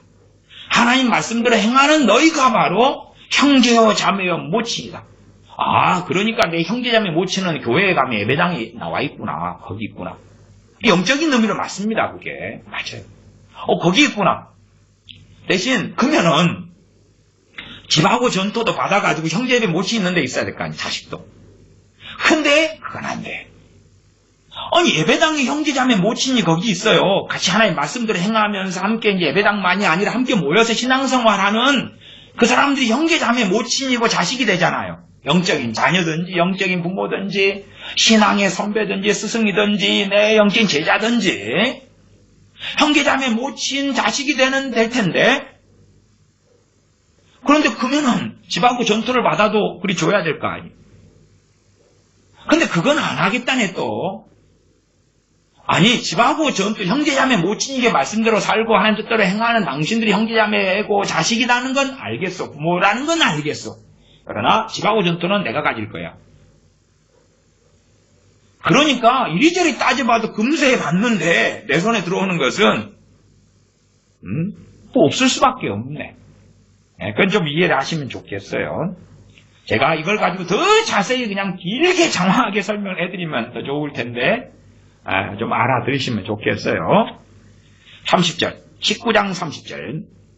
그러나 먼저 된 자로서 나중되고 나중된 자로서 먼저 될 자가 많으니라.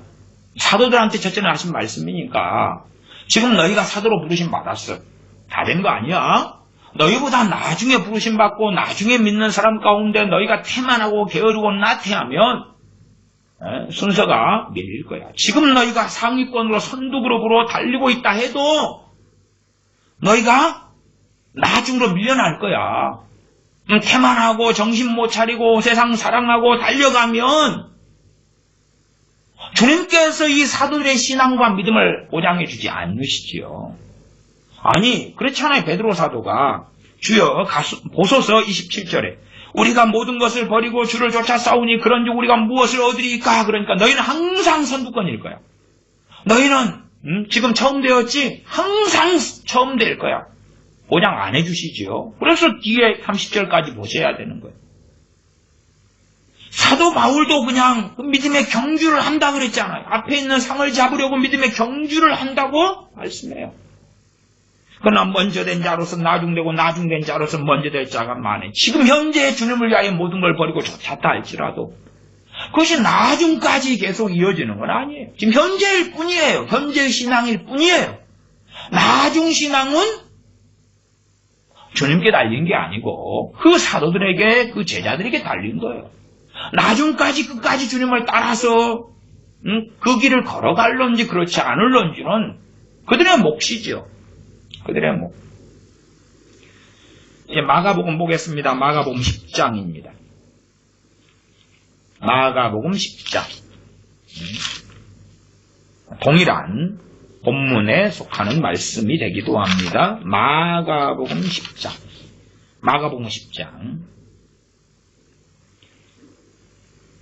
마가복음 10장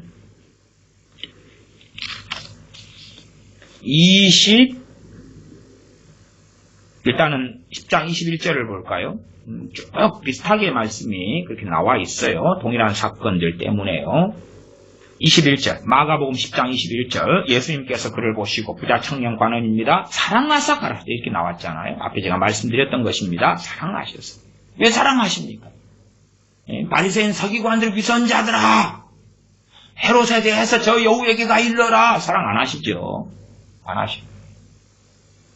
그러나 이 부자 청년은 사랑하십니다. 사랑하여 가라사대 내게 오히려 한 가지 부족한 것이 있으니 가서 내 있는 것을 다 팔아. 다 팔아. 여기는 다 팔아라고 나오지요. 남겨두라는 게 아니고 적당히 팔라는 것도 아니고.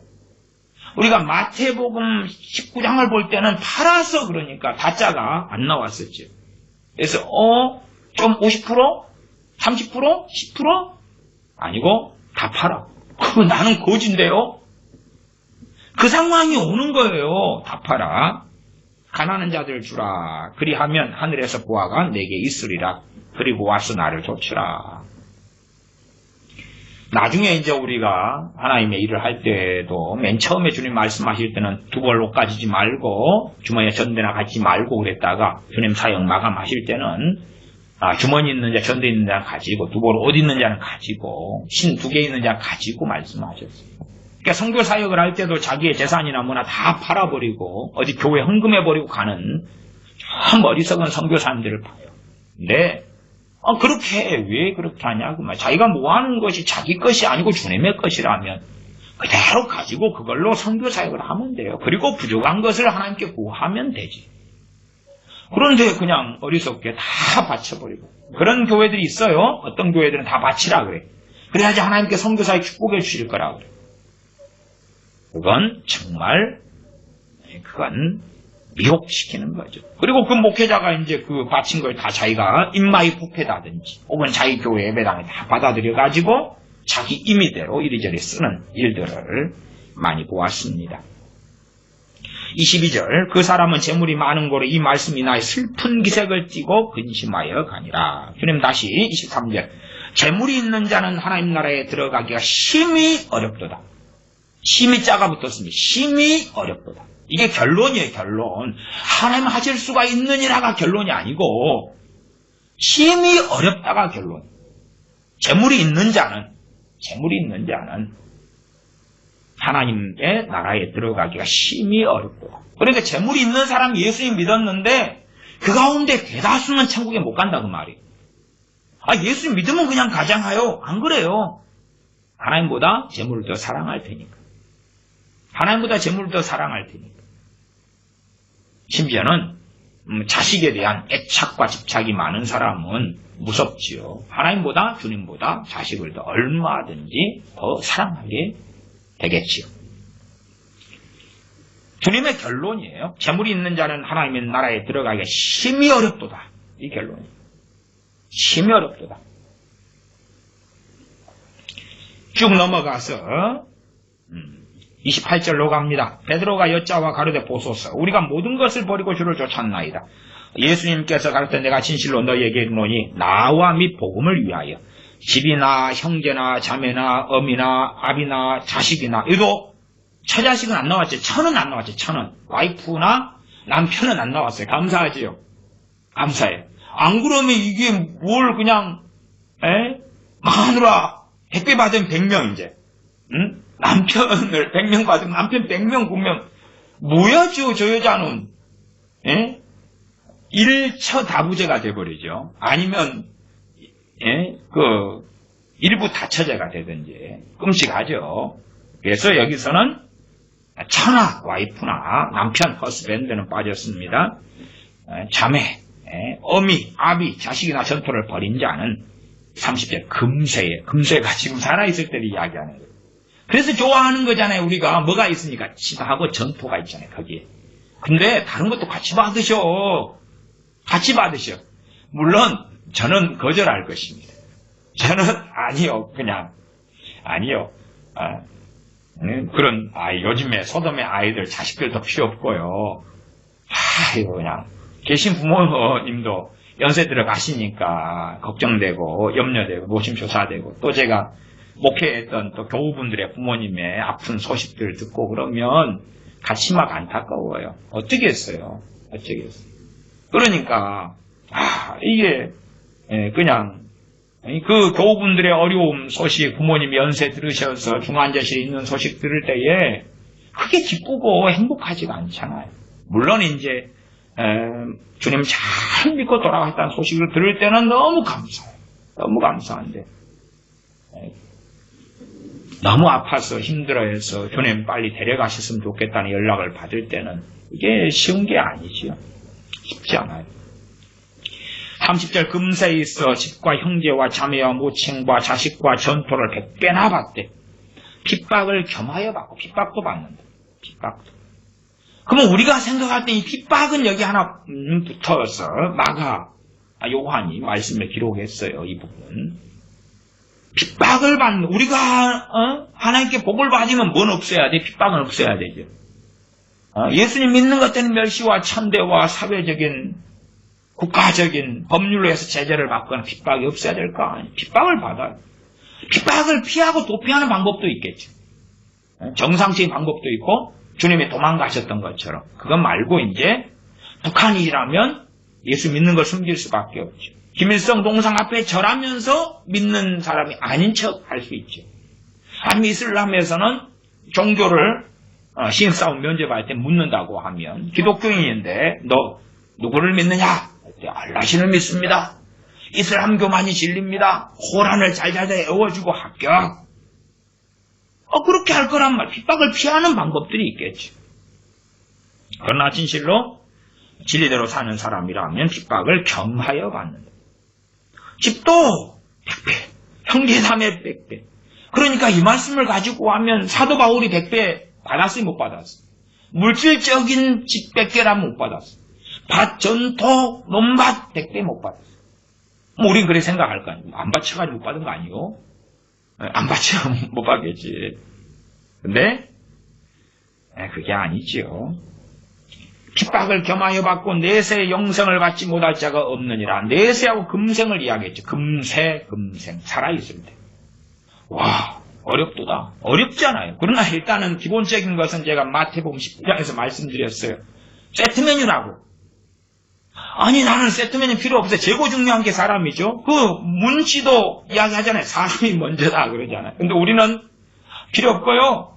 요즘에 살다 보니까 돈이 최고입니다. 마누라든 남편이든 부모 자식이든 필요 없고 형제 자매 필요 없고 돈이 최고입니다. 돈 앞에서는 부모 가족도 없습니다. 난 다 빼고 돈이요 돈이요.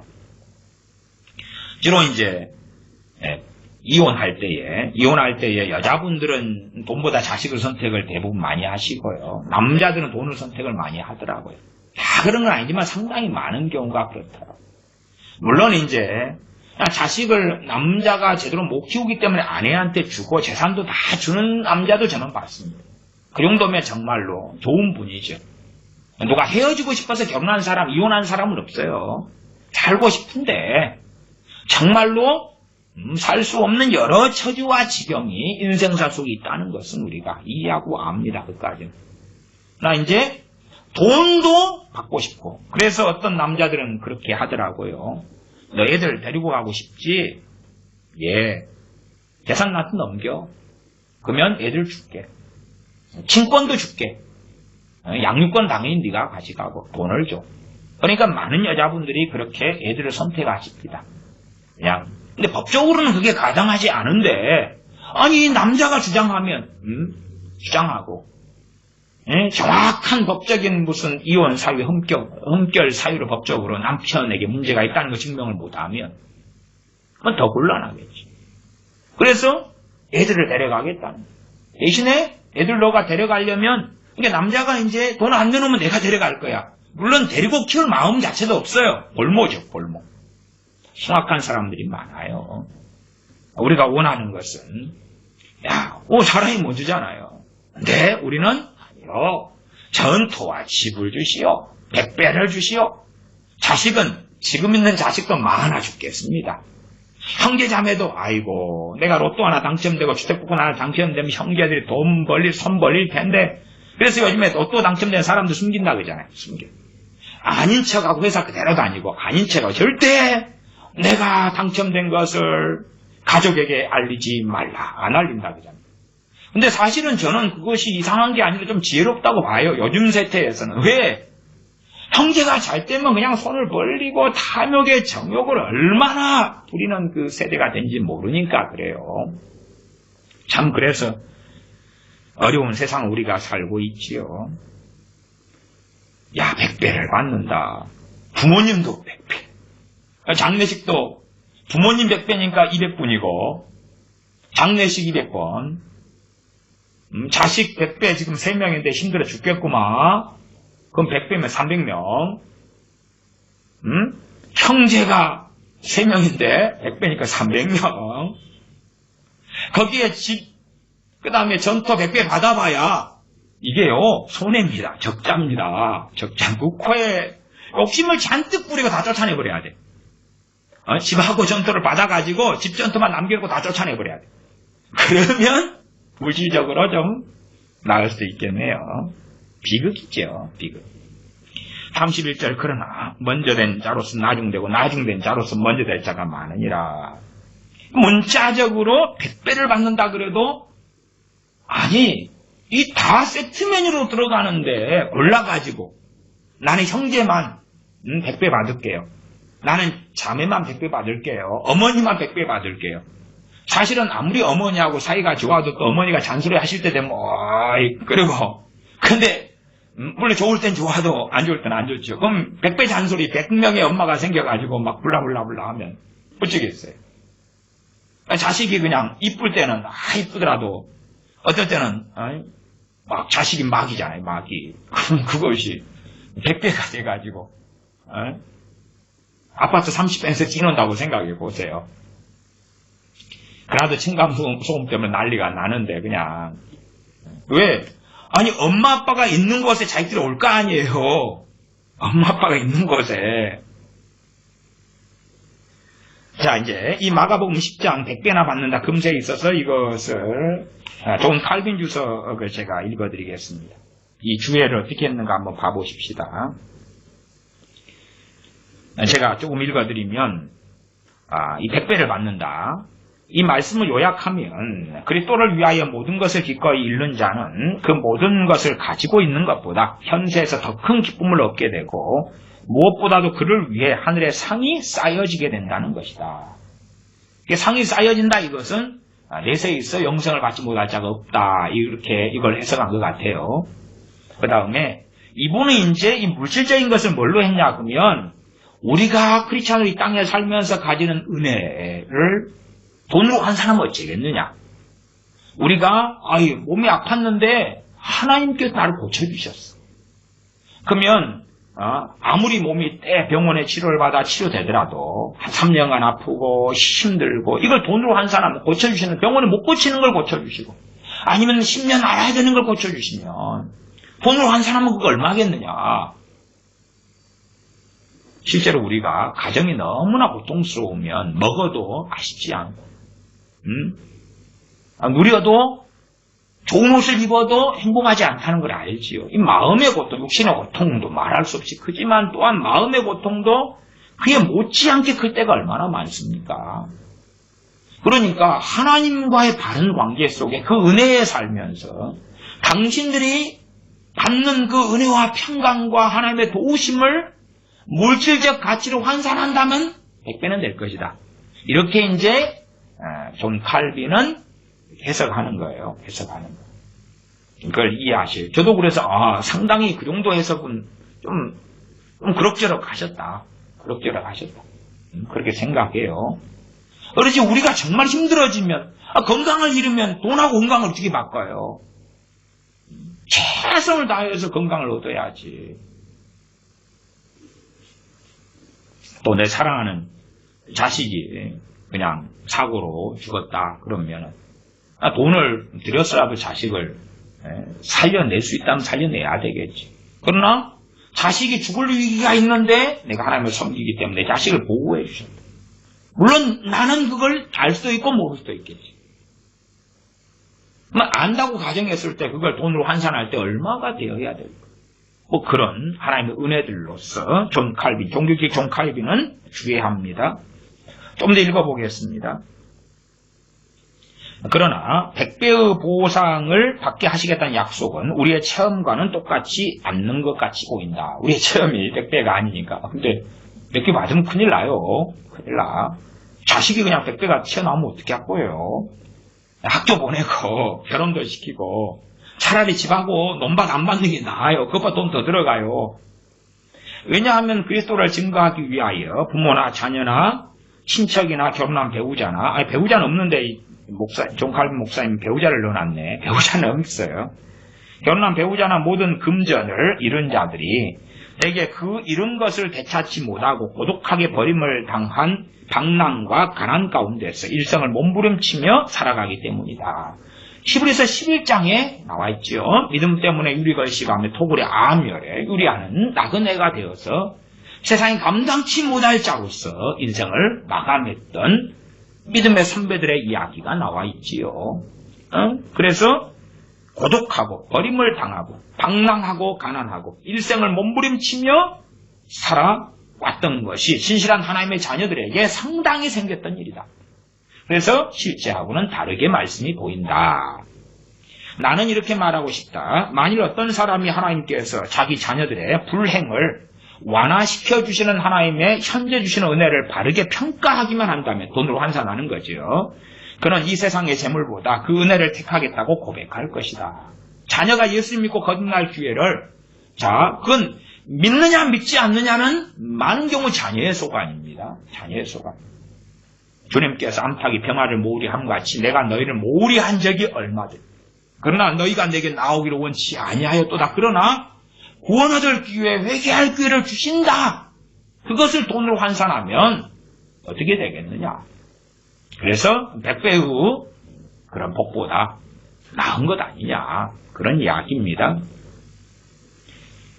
그러나 그들은 내일 무슨 일이 생길는지 알지 못하기 때문에 근심하고 두려워하지 않을 수가 없고 스스로를 무감각하게 함으로 자기들의 풍부한 재산을 즐겁게 활용할 수가 있다. 그러나 하나님께서는 자기 백성을 즐겁게 해주신다. 그리하여 그들이 향유하고 있는 한 부분의 행복은 즐겁게 한다는 세상 즐거움이 아니라 그리스도 안에 주님 안에 있는 즐거움입니다. 행복은 그리스도 없이 거대한 부를 소유한 것보다 훨씬 더 낫고 훨씬 더 좋다. 마가가 핍박을 겸하여 라는 말을 기록한 의미 역시 이것이었다고 생각한다. 그리스도께서는 이렇게 말씀하신 것과 같다. 이 세상에서 경건한 자들에게는 언제나 핍박이 있을 것이며 십자가는 그들의 등에 붙어 다닐 것이다. 그러나 그들을 기쁘게 해주는 하나님께 주시는 은혜의 기쁨은 극히 놀랍기 때문에 이들의 상태는 세상의 왕들이 갖는 즐거움보다 더욱 바랄 만한 것이다. 그렇게 이제 간략하게 주예를 거의 다 제가 읽었습니다. 그렇게 주예가 되어져 있습니다.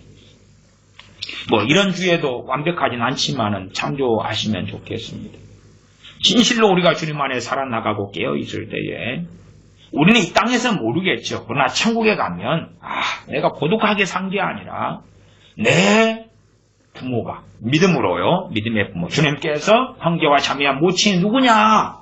하나님 뜻대로 행하는 너희들이 다 했던 것처럼 하셨던 것처럼 이 땅에서 내가 사우디아라비아의 사막 가운데 아니면 중동에서 지하교회 교인으로 그렇게 인도의 힌두교 가운데서 진실한 신자로 비참하게 살아나가고 나 혼자 있다고 엘리야 선지자처럼 외칠지 몰라도 바알에게 무릎 꿇지 않은 7천이를 남겨두셨다 말씀하신 것처럼 그것을 잠시 잠깐의 인생이 끝나면 천국에서 알게 될 것이지요. 진실로 형제와 자매와 모친이, 그것도 이 땅에 살면서 사고치는 애완덩어리가 질고덩어리가 되는 자식이 아니라 진실로 하나님의 나라에서 진실로 하나님의 가족들로서 형제 자매가, 물론 내 지금 금세에서 봤는데, 금세에서 봤지요. 봤는데 모르지요. 몰라. 거리가 떨어져 있고 모르니까 모르죠. 그러나 이제 금세에서 받는다는 건 진리다. 물론 우리는 거기에서 이제 집하고 전답, 논밭을, 그건 어디 있는데요? 찾겠지만 사도 바울은 그렇게 살지 아니했지요. 또한 신약시대의 데살로니가 교인들이나 로마 교인들이나 에베소 교인들은 그렇게 살지 아니했다. 그러면 실제로 이 땅에서 받는 논밭 전답이 아니라는 것, 집이 100배, 100채가 되는 게 아니라는 것은 어리석지 않은 사람이면 알 것이에요. 오히려 핍박을 받는 그리스도인의 삶을 살았다. 그러면 도대체 형제가 100배는 무엇이야? 제가 설명했지요. 그러면 우리는 그렇잖아요. 내 자식이 참 주님 잘 믿으면서 그러면서 사는데 내가 집이 2채 있다면 자식한테 한 채 주겠어요? 안 주겠어요? 믿음도 좋고 주님 사랑하는데 부모인 내가 2채고 자식이 없다면 줄 거 아니 기꺼이. 내 형제가 사는데 내가 집이 3채가 있어요. 내 형제는 정말 주님 안에서 깨어있는 하나님의 사람인데 집이 없어요. 그럼 내가 한 채 줘요? 안 줘요? 줄 거 아니에요. 그러니까 내 손에는 내가 사는 임대 아파트나 아니면 월세집이나 전세집이나 아니면 허름한 집 하나 남아있는 거지. 다 그들이 가지고 있습니다. 나도 임대 아파트면 저 사람들도 임대 아파트나 월세나 사골세나 전세나 아니면 심지어 그 형제가 강남 아파트에 살 수도 있어요. 그러나 우리는 그렇잖아요. 진실한 하나님의 사람이 내가 좀 허름한 데 살아도 내 진실한 하나님의 주님 안의 형제가, 자식이 강남 아파트에 사는 것이 내가 강남 아파트에 사는 것보다 행복할 수 있을 거다. 그 말. 사도 바울도 그러지 않았나요? 그러니까 그들이 가지고 사는 거지 뭐. 그러지 형제 자매 100배를 받았는데 재산 몰수 하나도 나눠줄 수 없어. 너희들은 거지가 돼 땅거지가 돼서 너희 힘으로 살아가. 자식들이 100배가 됐는데 그런데 알아서 해. 집과 전토는 내가 다 가질 거야. 그렇게 되면 안 될 거 아니에요. 그러니까 성경을 이상하게 해석하는 거예요. 100배를 받는데 뭐만 남겨놔요? 집과 전투만 남겨놔. 당연하게 금세 받지. 같이 받으셔. 같이 받아. 뻥치지 마시고. 성경 하나 더 보겠습니다. 누가복음 6장을 보겠습니다. 누가복음 6장. 우리가 참 좋아하는 말씀 중에 하나지 않습니까? 헌금과 기복주를 연결시킬 때 좋아하는 말씀이다. 그 말이에요. 누가복음 6장입니다. 누가복음 6장 38절. 누가복음 6장 38절 제가 읽습니다. 주라. 그리하면 너희에게 줄 것이니. 주면 주신대요. 곧 호의되어 누르고 흔들어 넘치도록 하여 너희에게 안겨주리니. 아멘. 아이고 좋다. 아이고 좋다. 너희 헤아리는 그 헤아림으로 너희도 헤아림을 도로 받을 것이니라. 저 사람한테 내가 500원 주면 500원 한치만큼 돌아오고 10,000원 주면 10,000원치만큼 돌아오니까 그냥 저 사람한테 내가 1,000,000원 줘버려야지. 그러면 1,000,000원만 돌아온 게 아니라 호의되어 누르고 흔들어 넘치도록 하여 너에게 안겨주리라. 1,000,000원 하면 1억? 100배 그러면은 10억? 아니에요. 이런 구절을 가지고 장난을 많이 치는 거예요.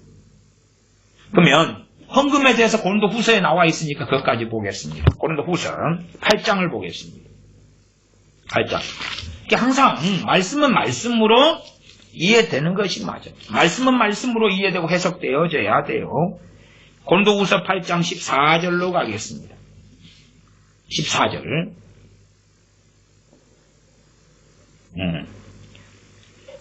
13절, 14절, 15절까지 읽을까요? 고린도후서 8장 13절부터 이는 다른 사람들은 평안하게 하고 너희는 공고하게 하려는 것이 아니요 평균케 하려 함이니. 지금 성도에게 구제를 위해서 예루살렘의 극한 가난 때문에 연보를 요구합니다. 사도 바울이.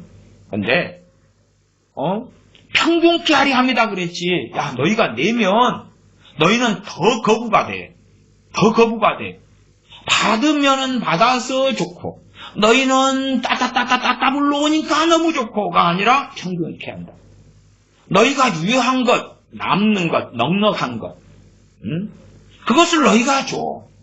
물그릇에서 물이 넘쳐나면 넘치는 그거. 주지에 쌀을 부었는데 넘쳐나는 그거.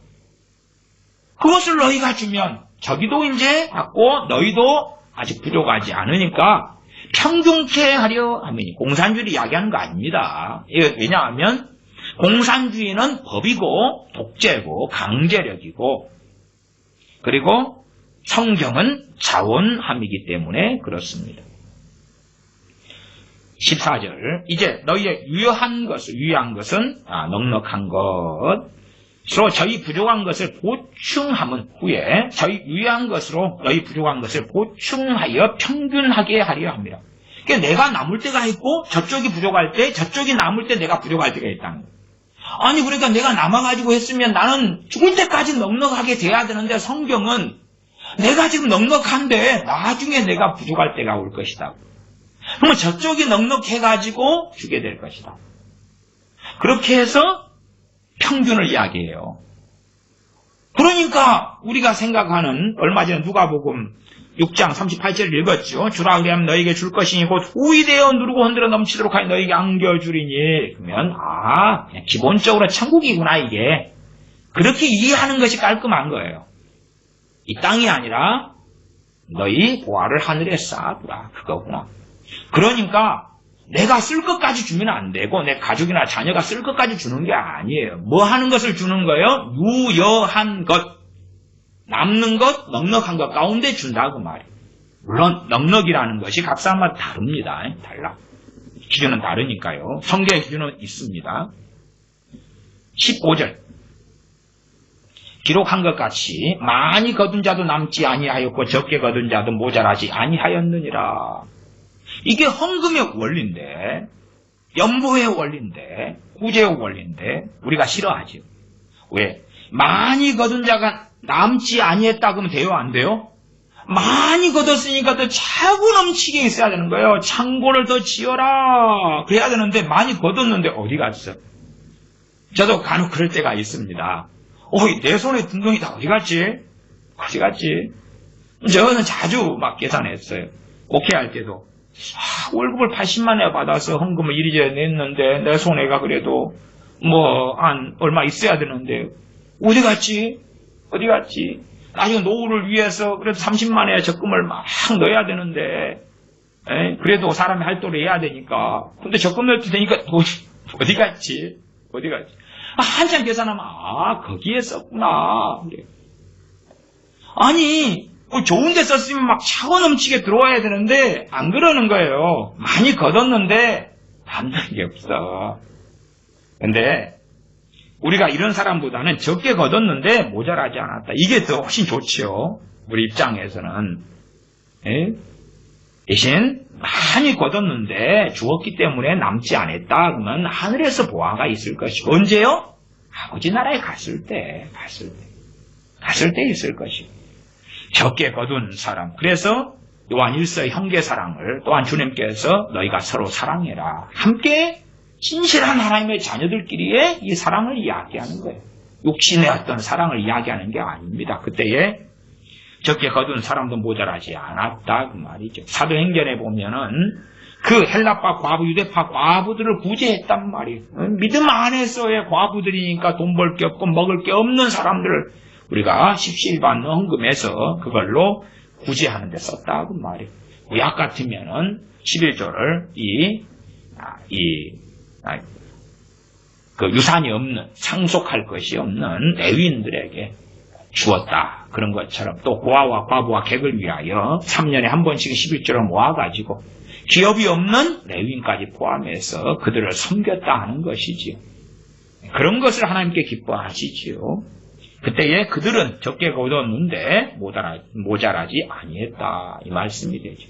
그러니까 성경을 다 한꺼번에 살펴보면 좋잖아요. 심지어는 사도 바울이 고린도후서 11장에 그렇게 고백하잖아요. 고백해요. 27절에 보면 또 수고하며 사도인 고린도후서 11장 27절이에요. 조금만 읽을게요. 고린도후서 11장 27절 또 수고하며 애쓰고 여러 번 자지 못하고 줄이며 목마르고 여러 번 굶고 춥고 헐벗었노라. 사도 바울 정도 되면 그 누구보다 100배의 축복 다 받아야 됩니다. 근데 그렇지 않았다는 게 증명되잖아요. 디모데후서도 마찬가지입니다. 너가 올 때에 들어와 가보의 집에 있는 겉옷을 가지고 와라. 요청해요. 왜 감옥 안에서 겉옷이 없어서 춥고 힘들거든요. 모르지요? 사도 바울이 겉옷이 있었는데 옆 감옥에 있는 사람에게 그걸 벗어줬을 수도 있어요.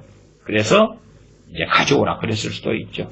말하자면 사람 시켜서 돈 주고 살 그 여력이 없었다는 말이에요. 그러니까 디모데에게 놔두고 온 그 겉옷을 가지고 달라고 요청하는 것이 나와 있는 것 아니겠습니까?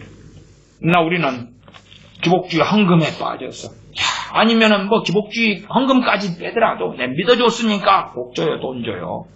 믿음, 기복주의한 믿음도 되겠죠. 믿음으로 얻고 싶은 것을 너무 깊이 우리는 기복주의에 빠져서 살아간다. 그래서 헌금 명목을 엄청 늘려버리는 거예요. 엄청 늘려버려요. 그냥 절기도 많이 만들어냅니다. 성서주일도 만들어내고 어린이주일도 헌금하고 어버이주일에 하고 다 해야 돼요. 이제 과거에는 헌신예배라고 한 달에 한 번씩 헌신예배 헌금을 내게 했어요. 헌금 그때부터 아마 그냥 돈에 눈이 막 켜진 것 같아. 불이 켜진 것 같아. 돈에 돈 교회가 목회자가 밝히고 교인들도 그러면 내가 내면은 무슨 좋은 일이 있나요? 그러면 목사님들이 성경 이용해서 100배 받아 100배. 미국에서 가장 유명한 TV 설교자 있잖아요. 그 사람이 재산이 1조 된대요. TV 설교자인데 항상 그 사람이 하는 말 100배의 축복이거든요. 100배의 축복. 그리고 그 100배의 축복 받으려고 그 팀이 유명한 설교자한테 돈을 어마어마하게 내니까 재산이 이제 자가용 비행기도 있고 1조가 되는 거예요. 1조가. 목회자도 재산 순위가 이렇게 나오잖아요. 나와요. 그러니까 자 나한테 내놔. 내가 선지자야. 나한테 내놔. 그러면 100배 주실 거야. 이렇게 하고 그 기복주의에 빠져가지고 바치는 거지요. 기도하겠습니다. 아버지 하나님, 진실되게 하나님께 헌금을 드리고 예배가 내 헌금이 되고 기도가 내 예배가 되고 찬양이 내 예배가 되고 말씀을 청종하고 상고함이 저희의 예배가 되는 사람들이 되도록 도와주시옵소서. 더 많은 뭔가를 받기 위하여 하나님께 드림이 아니라 하나님을 섬기기 위하여 하나님을 경외하기 때문에 주님을 사랑하기 때문에 드림이 되고 또한 형편과 처지가 적게 거두어서 드릴 것이 없을 때에 단식하거나 울지 아니하고 그래도 감사하고 기뻐하고 억지로 빚내서 내기보다 오히려 주님 안에 거하는 즐거움을 누리게 하여 주시옵소서. 어찌하여 가난한 이들이 낼 것이 없어서 탄식하고 슬퍼하는 교회가 되었는지요. 그렇지 아니하고 부자들이 남는 것이 없고 가난한 자들이 부족한 것이 없도록 가난한 사람들이 낼 것이 없지만 한 형제로서 함께 예배하고 찬양하며 기도하며 함께 나누어 먹을 수 있도록 그러한 복된 교회가 되도록 저희를 긍휼히 여겨 주시옵소서. 우리 주 예수님의 이름으로 기도하옵나이다. 아멘.